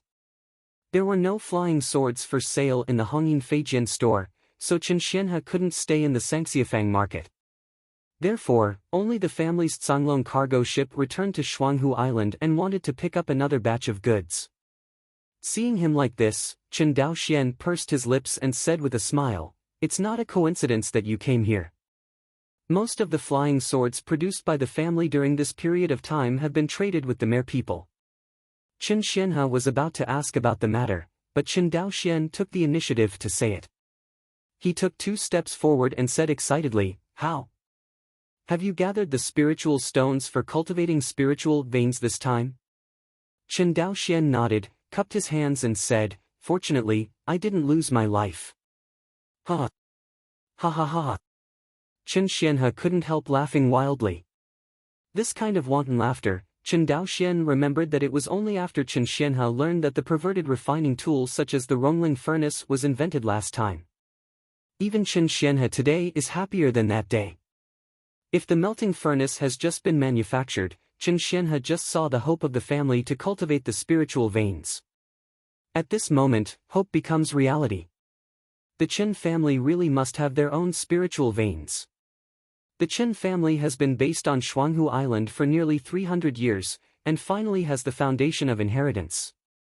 In the future, unless there is a major change in Wanxinghai, as long as this spiritual vein is in hand, the Chen family will not cut off the inheritance. This made Chen Xianhe, who had a long-cherished wish, not excited. Chen Xianhe is a little regretful now, and if he knew it, he would have Chen Daoxian come to him earlier. But after thinking about it, it was not too late to know at this time, so he grabbed Chen Daoxian's hand and said, "Come on, tell me about the transaction with the Mer people." "Okay." Chen Daoxian smiled and walked into the cave with Chen Xianhe. Outside the cave, Chen Shixianmiao was still practicing swordsmanship while shouting. In Chongping County, a woman from the Izumo country who was married to a woman caressed her slightly bulging belly. The entire Shuanghu Island presents a vibrant scene. Chapter 64. Inside the cave. In front of the tea table. The two sat opposite each other. Chen Daoxian poured a cup of spiritual tea for Chen Xianhe himself, and said with a smile, "That's how it happened." Chen Xianhe took the spirit tea handed over by Chen Daoxian, frowned and said, "Daoxian, why do you want the Mer people to use my Chen family's contribution points? If I remember correctly, my Chen family has no contribution points at all." Obviously, Chen Xianhe does not understand what financial sovereignty is. Chen Daoxian couldn't explain it to him for a while, so he simply explained, "One is to make the transaction between our two clans more convenient, and second, it is also to allow the Mer people and my Chen family to conduct exclusive transactions." Exclusive deal? Chen Xianhe grasped the key point in Chen Daoxian's words. He quickly wondered what the exclusive deal meant. In the process of continuous trading between the two clans, once the Merman clan holds a large number of contribution points from the Chen family, in the end, in addition to choosing to trade with the Chen family, they can also use the contribution points of the Chen family to trade with other families. Wanting to understand this level, Chen Xianhe looked at Chen Daoxian with admiration in his eyes. Seeing Chen Xianhe looking at him like this, Chen Daoxian was also a little uncomfortable. He quickly changed the subject and said, "By the way, 13th uncle, where do you think the spiritual veins of our Chen family should be placed?" Hearing about the spiritual pulse, Chen Xianhe really couldn't care less about the Mer people's use of the Chen family's contribution points. His eyes lit up first, and then solemnly said, "I think it is more appropriate to be in the Red Copper Mountains." "How can you see it?" Chen Daoxian asked. "The Red Copper Mountains are where my ancestors of the Chen family practiced, with a strong atmosphere of practice, and most of our caves are built in the Red Copper Mountains, and—" Chen Xianhe said, and found that he couldn't say much good. It seems that the Red Copper Mountains have no advantage other than the relics of the ancestors of the Chen family. As for the Dongfu, as long as you mobilize the Chen clan, it doesn't matter how much you want to build. After thinking about it for a long time, seeing Chen Daoxian looking at him comfortably at the old god, Chen Xianhe felt a little angry, and said, "Okay, don't sell it, where do you think it is suitable to build the spiritual vein? Judging from your appearance, you should have already made up your mind." Chen Daoxian put down the spirit tea in his hand, nodded and said, "There are indeed some ideas." Chen Xianhe raised his head, "Then talk about it." Chen Daoxian pondered for a moment and said, "Uncle 13, where do you think the most important place in my Chen family is now?" "It goes without saying, of course it's the Feijian factory." Chen Xianhe didn't even think about it, and immediately said, "Although the Hongyin Feijian factory has only 5 production rooms, there are only 15 workers together, and even with Chen Daoxian, there are only 16 workers. But it was these 16 people who fulfilled the long-cherished wish of the Chen family's ancestors for hundreds of years, and earned a spiritual vein for the Chen family." True. The most important reason for the Chen family to earn this spiritual vein is that they have obtained unimaginable profits from the transaction with the Mer people. But even without the Mer people, with the terrifying production capacity of the Hongyin Feijian factory, the Chen family will be able to earn enough spiritual stones to cultivate spiritual veins in a few years at most. This point, Chen Xianhe, who has made the flying sword business prosperous in Sengxiafang City, Guang'an Prefecture, firmly believes in it. Since the Feijian factory is the core of my Chen's family, and the spiritual veins are also an indispensable training place for my Chen's cultivator, why can't the two be combined into one? Chen Daoxian asked back. "You mean?" Chen Xian's eyes lit up. "That's right, I suggest placing the spiritual veins in the Shuanghu Island industrial zone." Although Chen Xianhe didn't know the meaning of the strange name of the industrial zone that Chen Daoxian came up with, he did not object. Just like he named the refining workshop Hongyin Feijian factory. Chen Daoxian has many practices that Chen Xianhe can't understand, but they have played a good role in the development of the family. After a long time, Chen Xianhe stopped talking about what he didn't understand. It's the same this time. Although Chen Xianhe really wanted to place the spiritual veins in this place in the Red Copper Mountains, Chen Daoxian's words were obviously more reasonable. Except for a few relics of Chen's ancestors, there really doesn't seem to be much to be missed in the Red Copper Mountains. The copper ore has been exhausted, and now there is a more advanced Feijian factory, and even the ground fire room has been dusty for a long time. Do the math. Apart from Chen Daoxian's depleted spiritual eyes, there seems to be nothing of value in the Red Copper Mountains. Such a worthless barren mountain, what is there to be nostalgic about? Ugh! Chen Xianhe thought and sighed deeply. "What's the matter, Uncle 13, do you think anything is wrong?" "No, there is nothing wrong, your choice is right, very good." Chen Xianhe looked lonely, but forced a smile and said. Chen Daoxian naturally couldn't understand Chen Xian's mentality, and he was now completely caught up in his longing for the future development of the Chen family. Cultivate spiritual veins, select a large number of immortal seedlings, train apprentices for refining, expand the scale of Feijian factories, and step by step occupy the market of scattered repair Feijian in Guang'an Prefecture and even other provinces. It can be said. According to Chen Daoxian's plan, the Chen family on Shuanghu Island will inevitably rise. He may face some pressure from family forces in the process of his rise, but with Chen Yuan Jianzong's control over Wanxinghai, Chen Daoxian believes that he can endure these pressures. After all, the current Wanxinghai is not the chaotic Wanxinghai that was thousands of years ago. In the current Wanxinghai, as long as you don't violate the decrees of the Chen Yuan sword sect, you basically don't have to worry about which immortal clan dares to blatantly destroy the door of the small clan. This is also the reason why a small family like the Chen family is obviously weak, but it is still not destroyed by the big family and robbed of cultivation resources. On the one hand, a small family like the Chen family has few resources, and the big family dislikes it. Another important reason is the shock of the Chen Yuan sword sect, so that the immortal cultivators in Wanxinghai dare not take a step.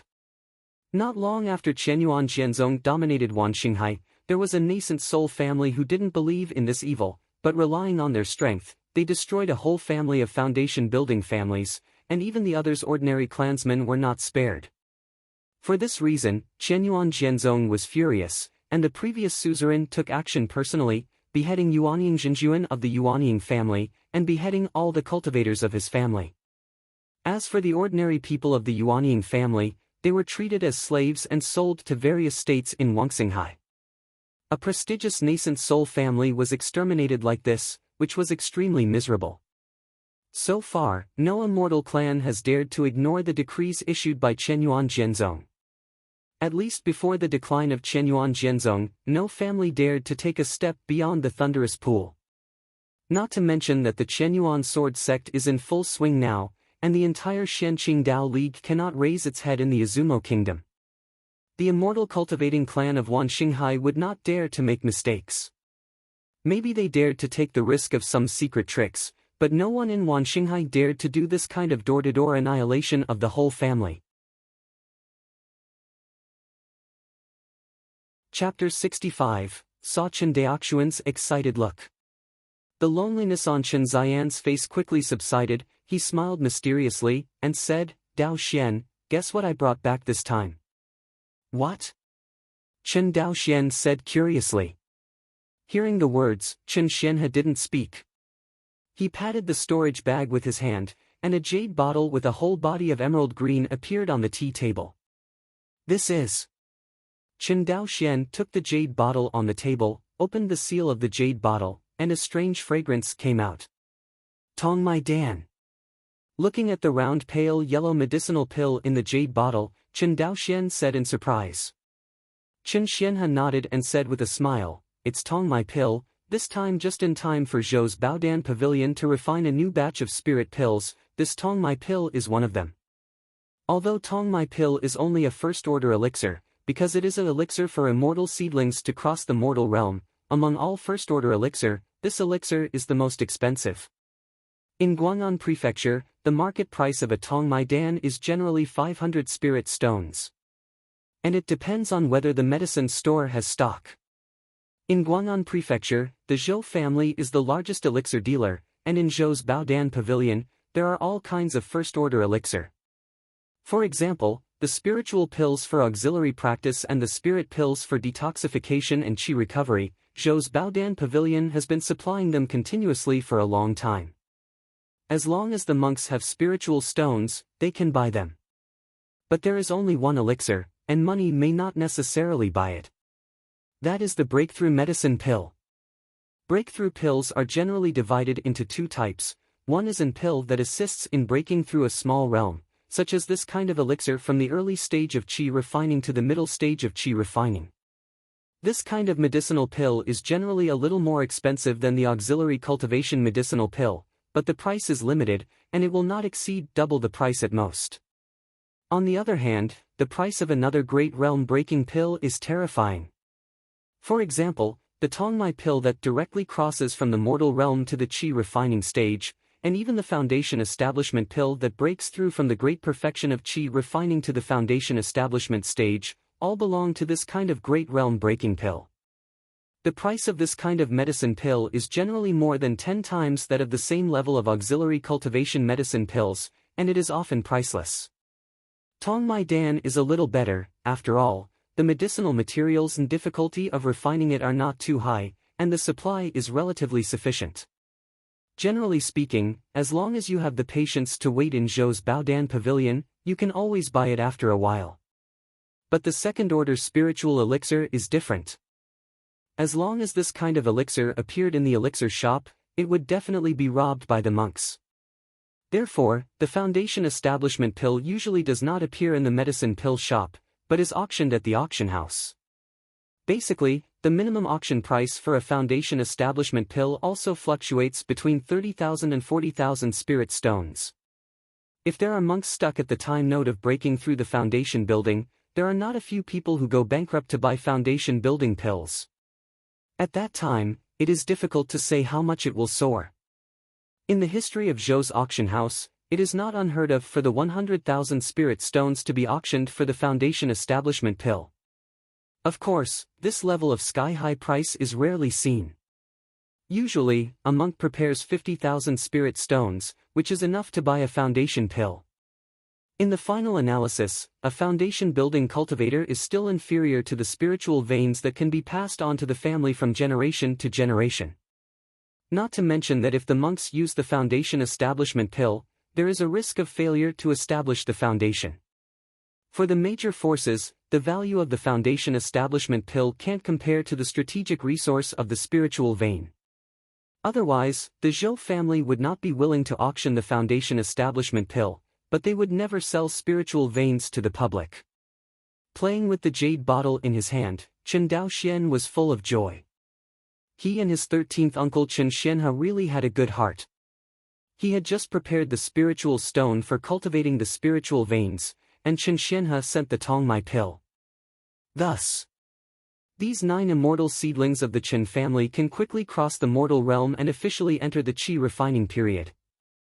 Chen's immortal Miao entered the qi refining period, not only adding 9 qi refining monks to the Chen family, but the greater significance is that Chen Daoxian can teach them to refine weapons. Once Chen's immortal Miao masters even the most basic method of refining the red shadow flying sword, the Feijian factory will usher in a new round of expansion. By the time, the production capacity of the Hongyin Feijian factory is bound to skyrocket. Whether it is the loose repair market in Guang'an Prefecture or the Merman market, the Chen family can satisfy them. Unlike now, they patronize the Merman market, but the Chen family is unable to occupy the broader scattered repair market in Guang'an Prefecture. Unfortunately, there are only 5 Tongmai pills here, only enough for 5 people to break through to the qi refining stage. Chen Daoxian is a little bit insufferable. Hearing this, Chen Xianhe said angrily, Chen Daoyuan is only 5 years old, and there are a few other boys who are only 6 or 7 years old. Do you expect such a young child to break through the qi refining period, and after learning the refining process with you, he will enter the Feijian factory to work? Chen Daoxian choked for a while. Patronizing the expansion of the scale and production capacity of the Feijian factory, but ignoring the age of Chen Jiaxianmiao. Thinking of this, Chen Daoxian said, it's Daoxian who is too impatient. You? Chen Xianhe shook his head, I'm always so anxious, you know, since you took over the Chen family on Shuanghu Island, the family's development has been fast enough. When I came back this time, I could hardly believe that this was the Chen family when I saw the lively appearance of Chongping County. Daoxian, we immortals have a long lifespan, at least you have a long road ahead, so you don't have to fight for the day and night. Daoxian has been taught. Chen Daoxian respectfully bowed his hands. Indeed, as Chen Xianhe said, the crazy accumulation of money during this period of time has made Chen Daoxian a little lost, and he only wants to continue to grow the Chen family, the sooner the better. But some things don't get better sooner. For example, there are only 1,000 children in the Chen clan, and there are only 9 immortal seedlings in the Chen clan. Together with him and his 13th uncle, there are only 11 monks. And the Izumo women who bought it back had their children yet to be born. The Chen family is now like a butterfly waiting to break out of its cocoon. Only after surviving this pre-dawn darkness will it usher in a real outbreak. Otherwise, even if Chen Daoxian tried to collect more wealth for the Chen family, would they have enough monks to protect the Chen family? Obviously not. Although Chen Daoxian asked himself that his strength was not weak among the cultivators in the qi refining period, he was definitely not a match for the cultivators in the foundation building period. Not to mention the foundation building cultivators, even those 9th level qi refining cultivators with top strength, as long as they can withstand the explosion of his 3 axes, Chen Daoxian is basically not an opponent. Therefore, the Chen family is still very weak. Although this is Wan Xinghai, with the decree of Qianyuan Jianzong, it is not a peaceful environment in the past life after all. If the hard power of the Chen family is insufficient, they will still face great risks. For example, if the immortal clan really wanted to destroy the Chen family, they could use the hands of monsters. If Qianyuan Jianzong does not have enough evidence at that time, this matter will only be settled. After thinking about this layer, Chen Daoxian's eyes gradually became clearer. He cupped his hands and said, Uncle 13, don't worry, I will definitely not let the cultivators in the clan drop their cultivation. It would be nice if you knew that. Chen Xianhe nodded with satisfaction. He was afraid that Chen Daoxian would be confused by the spirit stone and forget what is the foundation of a family. For the cultivator family, whether it is spiritual stones, spiritual veins or other cultivation resources, it is essentially to improve the cultivation and strength of the cultivators in the clan. If you only care about earning spirit stones and don't care about the cultivation base of the family cultivator, then for the Chen family, it is a crooked path, which is absolutely unacceptable. Chapter 66. The next day. Shuanghu Island Industrial Zone. Qin Xianhe and Qin Daoxian stood in the sky, overlooking the Hongyin Feijian factory on the vast plain. In the eyes of the two of them at this time, the Hongyin Feijian factory was like a matchbox sitting on a plain surrounded by wilderness, very abrupt. Around Feijian factory, apart from an official road connecting Chongping County and Shuanghu Island Port, there are only a few dormitory buildings under construction. What is that? Qin Xianhe pointed to the 5-story high-rise buildings next to the Feijian factory and asked. Looking in the direction of Qin Ziyan's finger, Qin Daoxian smiled and said, "That is the workers' dormitory area that I ordered Qin Gongchao to build." Speaking of this, Qin Daoxian sighed, "There are still too few craftsmen in the clan. Now there are too many buildings to be built in the clan, and there is a serious shortage of craftsmen." Hearing this, Qin Xianhe added, "Yes, it's not just craftsmen, our Qin family's population has been decreasing since the cultivators of the immortal generation were completely destroyed. In recent years, the number has dropped to less than 4,000. Talking about the history of family decline, Qin Xianhe couldn't help feeling sad. But soon after seeing the looming Chongping County town at the end of the line of sight, Qin Ziyan's expression recovered, and he said with relief, "But fortunately all this has passed. My Qin family is about to have its own spiritual veins, and it will never be the same as in the past. Like rootless duckweed."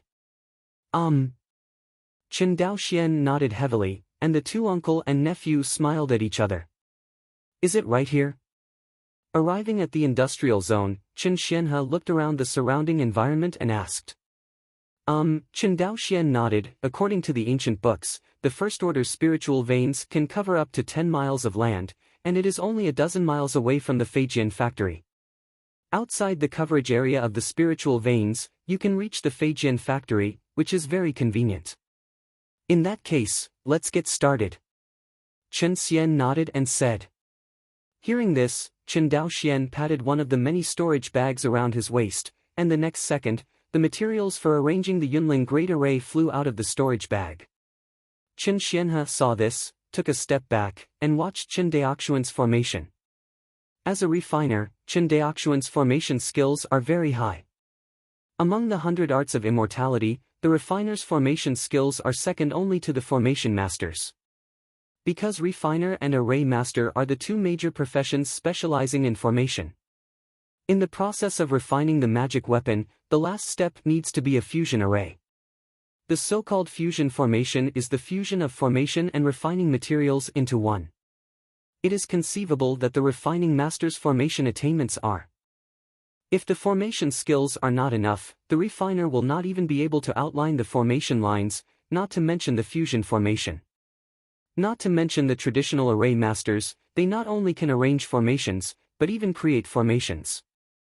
The formation masters of the same rank have higher formation skills than the refiners. As for the first-order spirit formation, Qin Daoxian had already comprehended it, and as long as the spirit stones were in place, the formation could be arranged immediately. I saw that he placed the materials for the array formation one by one on the wilderness plain. 2 hours later, all the formation materials were arranged by Qin Daoxian, which outlined a mysterious formation pattern. Okay, the next step is to place the spirit stone on the array node. After arranging the Yunling Great Array, Qin Daoxian breathed a sigh of relief. See this scene. Qin Xianhe stepped forward and said, "Do you want me to help?" Hearing this, Qin Daoxian glanced at Uncle 13 suspiciously. Seemed to be stimulated by Qin Daoxian's eyes, Qin Xianhe blew his beard and said, "What kind of eyes are you looking at? Your uncle and I have also learned the inheritance of family artifact refining back then.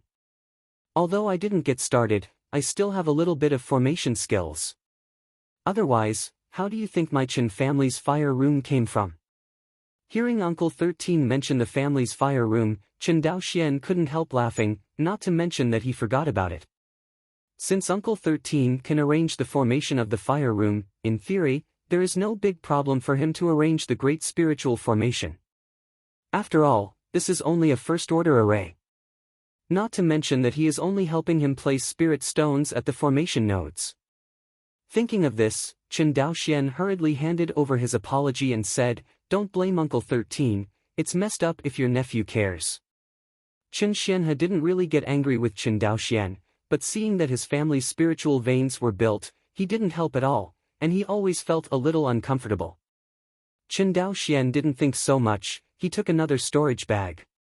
The next moment, spirit stones flew out from the storage bag. Carefully counted, more than 100,000.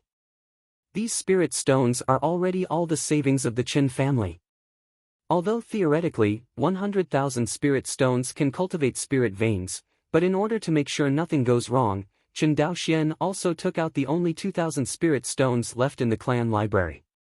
In other words, the number of spiritual stones stacked in front of the two of them now exceeds 100,000. So many spiritual stones are piled up on the ground, forming a hill, which is really eye-catching. Is also an island like Shuanghu Island, which is deserted for thousands of miles. If it were placed in Guang'an Prefecture, even if there was a decree from the Zhou family, there would be jealous loose cultivators who would take risks. Chen Xianhe saw so many spiritual stones piled up in front of him for the first time, and he was a little lost for a while. Although last time he saw that the storage bag that Chen Daoxian handed him contained more than 60,000 spirit stones. But the more than 60,000 spirit stones were placed in the storage bag after all, so there was no shock to pile them up in front of him. Thinking of this, Chen Xianhe took a deep breath.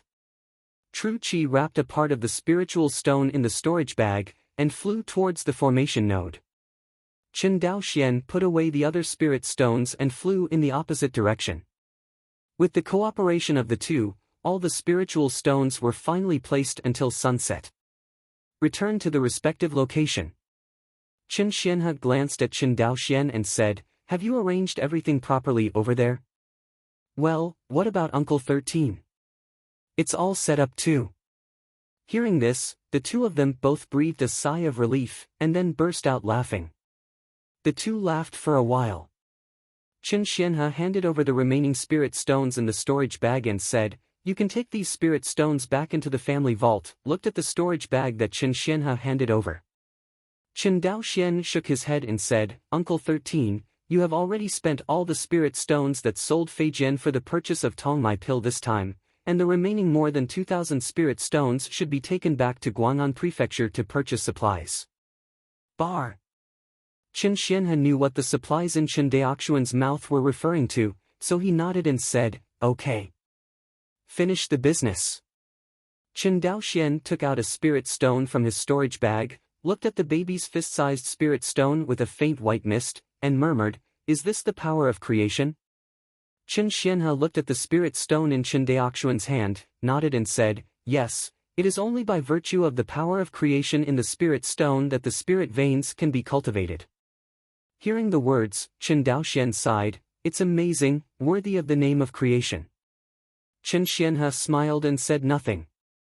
As a common currency for monks to trade, the value of spiritual stone itself cannot be as simple as the little spiritual energy it contains.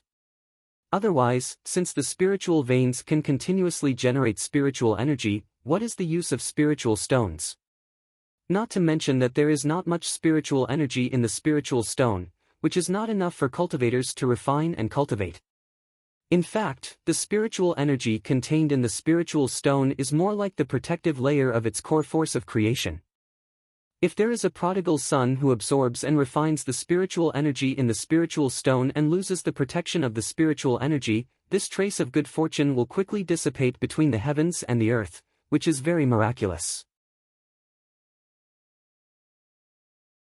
Chapter 67. After half a month. The 10,000 spiritual stones placed on the main node of the Yunling Great Array lost their spiritual energy, and all the power of creation in the spiritual stones penetrated into the earth veins along with the lines of the formation. The spirit stone that has completely lost its aura is like a weathered stone. When it is lightly pinched, it turns into a pile of powder and disappears with the wind. Rubbing the spirit stone powder in his hand, Chen Xianhe stood up excitedly and looked at Chen Daoxian. The power of creation penetrates the earth veins, and the spirit veins are formed. The spirit veins are complete. Ha ha ha. At this moment, Chen Xianhe danced with excitement like a child. Hearing this, Chen Daoxian also breathed a sigh of relief.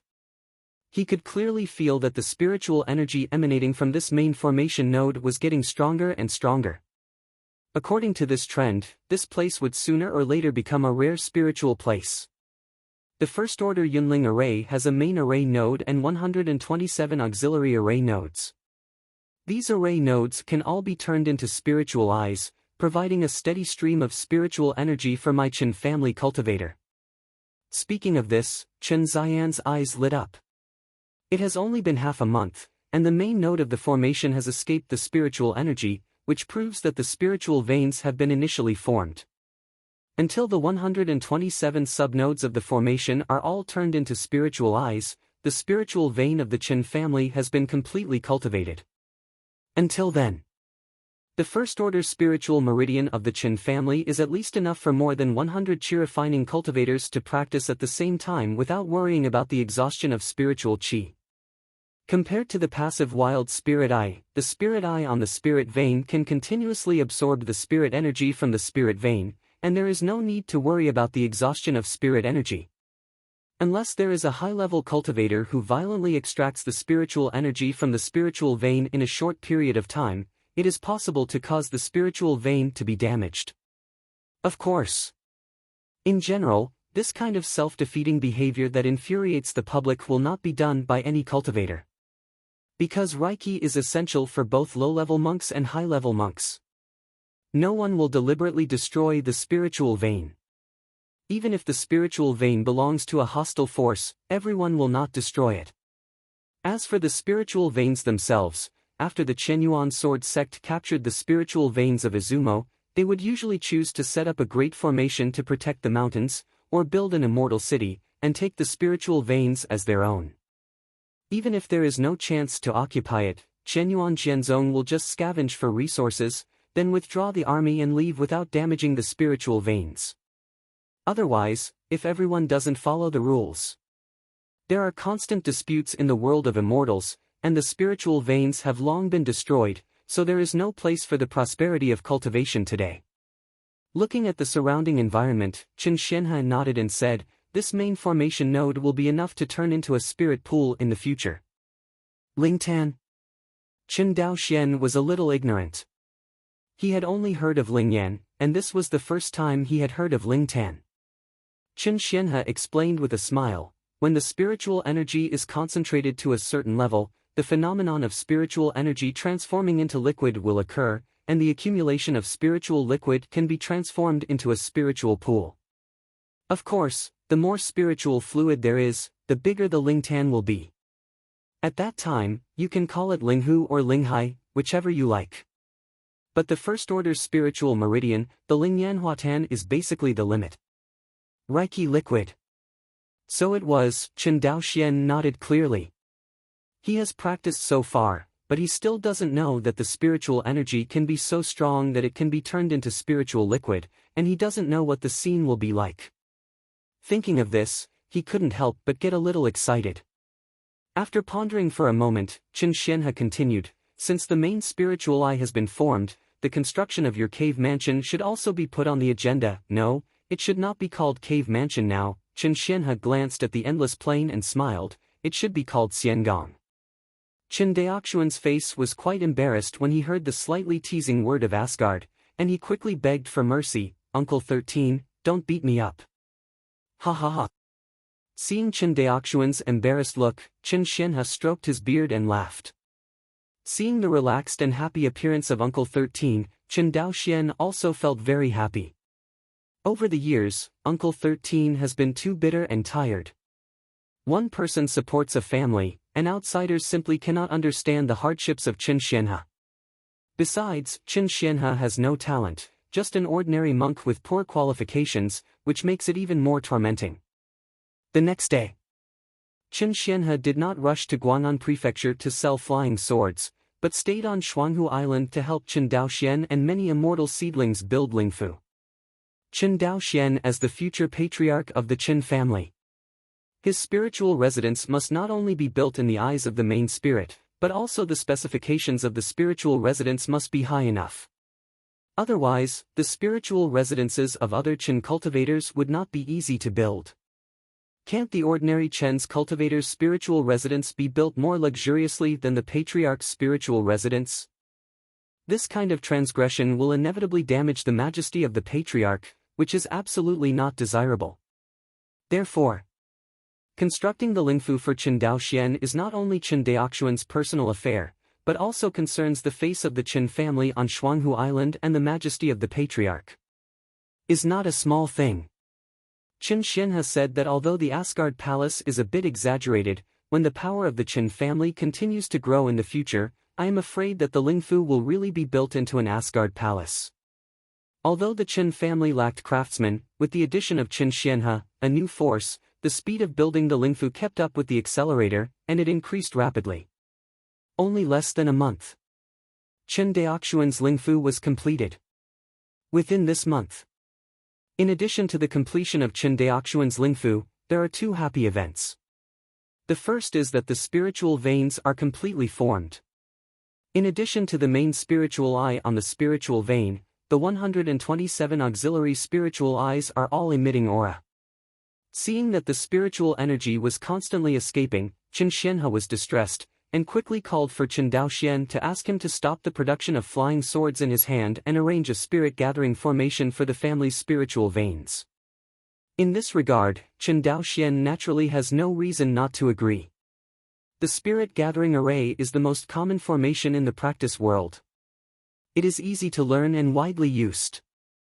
In fact, with Chen Xian's formation skills, if he is not afraid of problems, he can try to arrange it himself.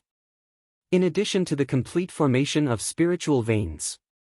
The second happy event for the Chen family is the addition of 5 new qi refining cultivators. At this point, the number of cultivators in the Chen family finally broke the pattern of 2, reaching as many as 7. The remaining 4 immortal seedlings were too young, and due to the lack of spirit stones in Chen Xian's hand, they couldn't buy Tongmai pills for them, so they haven't been able to break through the qi refining period for the time being. These 5 new qi refining cultivators, the oldest is only 10 years old, and his name is Chen Daolin. The youngest is only 7 years old and his name is Chen Daozi. Chen Daolin, Chen Daochu, Chen Daolian, Chen Daochuan, Chen Daozi, a total of 4 men and 1 woman, 5 qi refining monks. It was not long before the immortal seedlings broke through the qi refining period. Qin Xianhe, who was really busy, did not forget them, and directly pulled everyone to the construction site as labor. The poor people were used as child labor as soon as they broke through the qi refining period. But everyone knows that the spiritual mansion that the family is building now is for them, so not only do they not feel excluded, but they are full of motivation. Even Chen Daochu came up with all kinds of wild ideas. What is engraving the floating formation on the Lingfu, so that the Lingfu floats in the air, and what is the construction of a spiritual spring in the sky, a sky garden, etc. really made Qin Xianhe very angry. He found that Chen Daoxuan's thoughts were already very stable compared to the new generation of Chen's cultivators. Chapter 68. Shuanghu Island Port. The Tsanglong was moored in the middle of Chen's slave ships, which were about 150 feet long, and looked rather small. In front of the pier, Qin Xianhe waved his hand and said, "There is no need to send it, you all go back." Looking around, Qin Xianhe finally set his eyes on Qin Daoxian, and his eyes flashed away. "You stand back for now." "Yes, young patriarch." Qin Daoxian resigned from the clan and stepped forward and said, "This time to Guang'an House, it is better for Uncle 13 to maintain the original number of flying swords for sale." Hearing the words, Qin Xianhe nodded. It should be the case. Now my Qin family's spiritual veins have been established, and the foundation has already been established. As long as they grow up at the beginning of the Tao, they will be able to take on the important family responsibilities, and it will not be too late to sell a large number of flying swords. Seeing Qin Daoxian taking the initiative to mention this matter, Qin Xianhe felt more at ease with him. This proves that Qin Daoxian has not been carried away by the huge profits brought by the Feijian business. He knows that the most important thing for the Chen family at this time is not to earn a lot of spirit stones, but the lack of time to grow. Although most of the second-hand magic weapon market in Sangxiafang City in Guang'an Prefecture is occupied by scattered cultivators, it is difficult to say that there are no cultivators involved in it. Even if the cultivators don't see this petty profit, the children of the big clan who supply the second-hand flying swords to the magic weapon shops always take a share of the profits.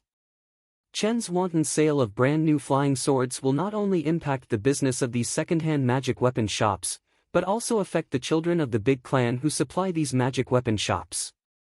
The Chen family at this time was really inconvenient for these enemies under the tree. Before the Chen family's spiritual veins were not established, they had to be radical. Otherwise, there is no spiritual energy to practice, and the cultivation will not be able to grow, and it will not be a problem to offend others. But now that the Chen family has spiritual veins, and if he thinks about monopolizing the magic weapon market in Sangxiafang City, Guang'an Prefecture, he will definitely be hated by the original magic weapon shopkeeper and some children of the immortal clan. In order to earn temporarily in used goods, it is unwise to be hated by some enemies early. Chen Xianhe has been in charge of the Chen family for so many years, and despite his weakness, he still stands on Shuanghu Island, relying on the word prudence.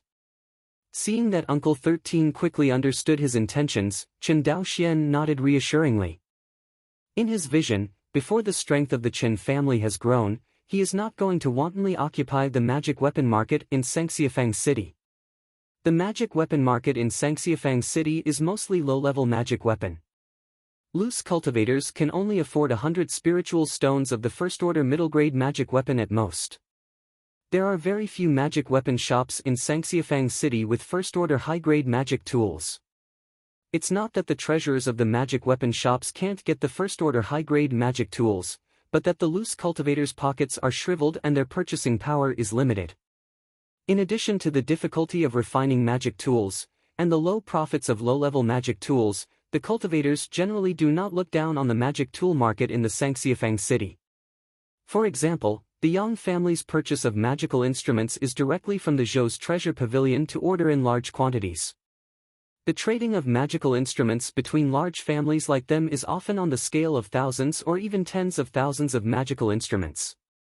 With the number of artifact refiners in the Zhou family, they were already exhausted trying to satisfy the gaps in their own hundreds of thousands of monks' magic tools, as well as those of other disciples of the immortal cultivators. How can you still have the energy to manage those loose practitioners in the loose shop market? According to rumors, the Zhou family faces a huge shortage of magical instruments every year. In other words, many of the instruments of Zhou's treasure pavilion were imported from other prefectures or even other states through special channels. The magic tools they made by themselves could not even satisfy the hundreds of thousands of monks at home.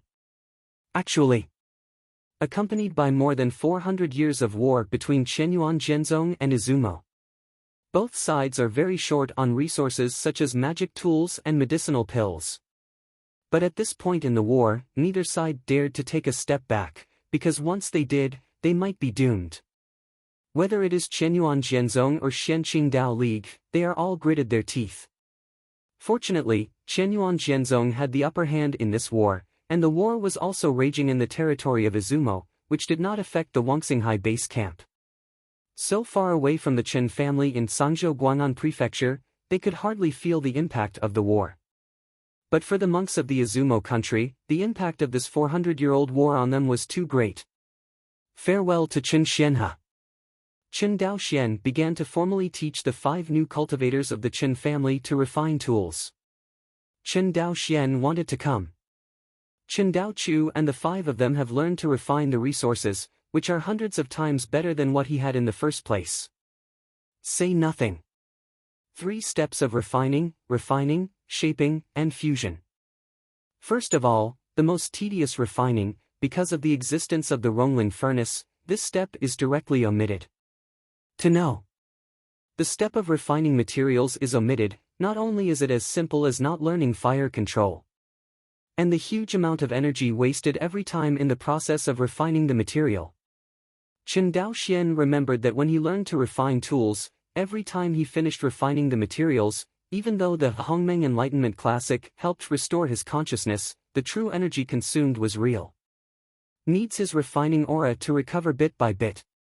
It would take almost 2 or 3 days to refine the materials, and it would take at least 1 night to restore the qi. To add up, even with the help of the Hongmeng Enlightenment Classic, Chen Daoxian would only be able to try to shape and merge once in 3 days at most. This is under the premise of not considering the failure of refining materials. Not to mention that Chen Daoxian was completely self-taught at that time, and no one taught the formation and fusion knowledge at all. It can be seen that Chen Daoxian's talent in the art of refining is really a monster. Even in the huge Guang'an mansion, I have never heard of someone with his talent for refining tools. And now, Chen Daochu, how good are their resources for learning about refining? Not only do you not need to refine materials, but you can try to shape and fuse up to 5 times a day. If the workers of the Feijian factory were made to work 3 shifts, they would even have a maximum of 12 opportunities to refine Feijian every day. Moreover, the shaping and fusion formation of the first-order low-grade flying swords does not consume much spiritual consciousness and infuriating energy. Even if you are at the first level of qi refining, you can easily do it. Not only that, everyone in Chen Daoxian, a senior first-order high-grade craftsman, were always by his side to teach him personally. Almost didn't hold a trumpet and shout in the ears of the crowd. Chen Daochu, are you a pig? No matter how good-tempered Chen Daoxian is, Chen Daochu has been mad for so many days. How many times have I told you that the way to merge the formation lies in the foundation? Your first formation pattern is not stable, how can you inscribe the rest? Not to mention the final fusion formation in the embryo. Hearing this scolding, Chen Daochu's small shoulders shook slightly and drew a face. After more than a month of teaching, even with Chen Daoxuan's good temper, he almost gave Chen Daochu and these idiots his heart to become unstable. Chen Daoxian finally understands a little bit now. In his past life, he often saw the feelings of parents who helped their children with homework on various videos. It is true that he does not learn filial piety from his father and son, but learns how to dance. Chapter 69. Hongyin Feijian Factory. In a production workshop, Chen Daoxian sat in front of the huge silver-white melting furnace, preparing to refine the second magic weapon for himself. Generally speaking, during the qi refining period, the number of envoys of cultivators increases with the enhancement of spiritual consciousness. With the strength of the spiritual consciousness of the monks in the early stage of qi refining, they can only control 1 magic weapon at most. If there are more envoys, it will be difficult to control, and it is difficult to exert the maximum power of the magic weapon. In the middle stage of qi refining, the spiritual consciousness has skyrocketed, and the monk can use 1 more magic weapon. Of course, for the qi refining stage loose cultivator, it is good to have a magic tool to use, who has the spare money to buy more magic tools. This difficulty naturally does not exist for Chen Daoxian. As an artifact refiner, Chen Daoxian can refine as many magical tools as he wants, not to mention that his Chen family also has an artifact such as the Rongling furnace that assists in refining. The reason why there was no refining was because he had been busy with the family spirit before. As for refining the second magic weapon, it is naturally placed in the back. Taking a deep breath, Chen Daoxian was about to take out the Fengyin ore from the storage bag when he heard a change in the production room next door. Boom! A dull explosion came from next door. This explosion was followed by Chen Daolian's exclamation. Brother Daochu, you have superimposed the formations wrong again. At the beginning, you said that I was stupid in practicing swords. It seems that you are not much better. Shut up, you can do it. Hearing the conversation between the two, Chen Daoxuan's mouth twitched for a while, then he stood up expressionlessly, walked to the door of the production room, and laid down a soundproof formation. In an instant, the whole world was silent. Call! He let out a sigh of relief, throwing the troubles he just heard out of his mind. Chen Daoxuan's eyes narrowed slightly. The magic weapon he wants to refine today is not a first-order low-grade magic weapon, nor a first-order middle-grade magic weapon, but a first-order high-grade flying sword. Arguably, Chen Daoxian already has a first-order high-grade Feijian Feishua sword in his hands. It's just that the Flying Snow Sword is a water-type flying sword. When using the rain-covering sword art, it is suitable to use the Flying Snow Sword, but using the wind-chasing sword art conflicts with the attributes of the Flying Snow Sword itself. Therefore, Chen Daoxian wanted to refine a wind attribute flying sword to cooperate with the power of wind-chasing sword art. In all first-order artifacts, the first-order high-grade instruments are slightly different from the first-order low-grade and middle-grade instruments. Generally speaking, the first-order low-grade magic tools can be purchased for only 50 spirit stones, and the price of the first-order middle-grade magic instruments is only twice as expensive, which is about 100 spirit stones. However, the price of the first-order high-grade instruments has skyrocketed, reaching at least 500 spirit stones. The reason why this happens is that the first-order high-grade magic weapon has already involved a slight attribute change. For example, the Flying Snow Sword in Chen Daoxian's hand is a water-type flying sword. If a cultivator who practices water attribute exercises uses it, he can increase his power by 30% out of thin air. Of course, most of the exercises practiced by cultivators in the chi refining stage are for basic purposes, and very few of them involve attribute changes. Premature cultivation of attribute exercises is not a good thing for monks. For example, if a cultivator practiced fire attribute exercises, in the process of foundation building, after the violent fire attribute true chi was transformed into true essence, it would bring huge trouble to the expansion of the sea of chi. Therefore, cultivators in the chi refining stage generally choose to switch to attribute exercises after they have established a foundation. Compared with non-attribute exercises, the advantages of attribute exercises are naturally greater, especially in terms of strength. According to the different attributes of the cultivator's exercises, the power of the same true essence is also different. Among them, the fire attribute exercises and the metallic exercises are the most powerful, while the water attribute exercises are much softer. But even if it is a water attribute technique, the true essence or true chi that is cultivated is more powerful than a non-attribute technique. Generally speaking, among the exercises of the same rank, the most powerful fire attribute exercises produce true essence that is more than 1.5 times more powerful than the true essences cultivated by non-attribute exercises.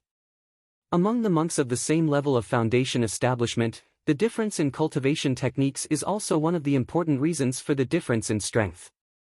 Chen Daoxian threw the Fengyin stones one after another into the Rongling furnace.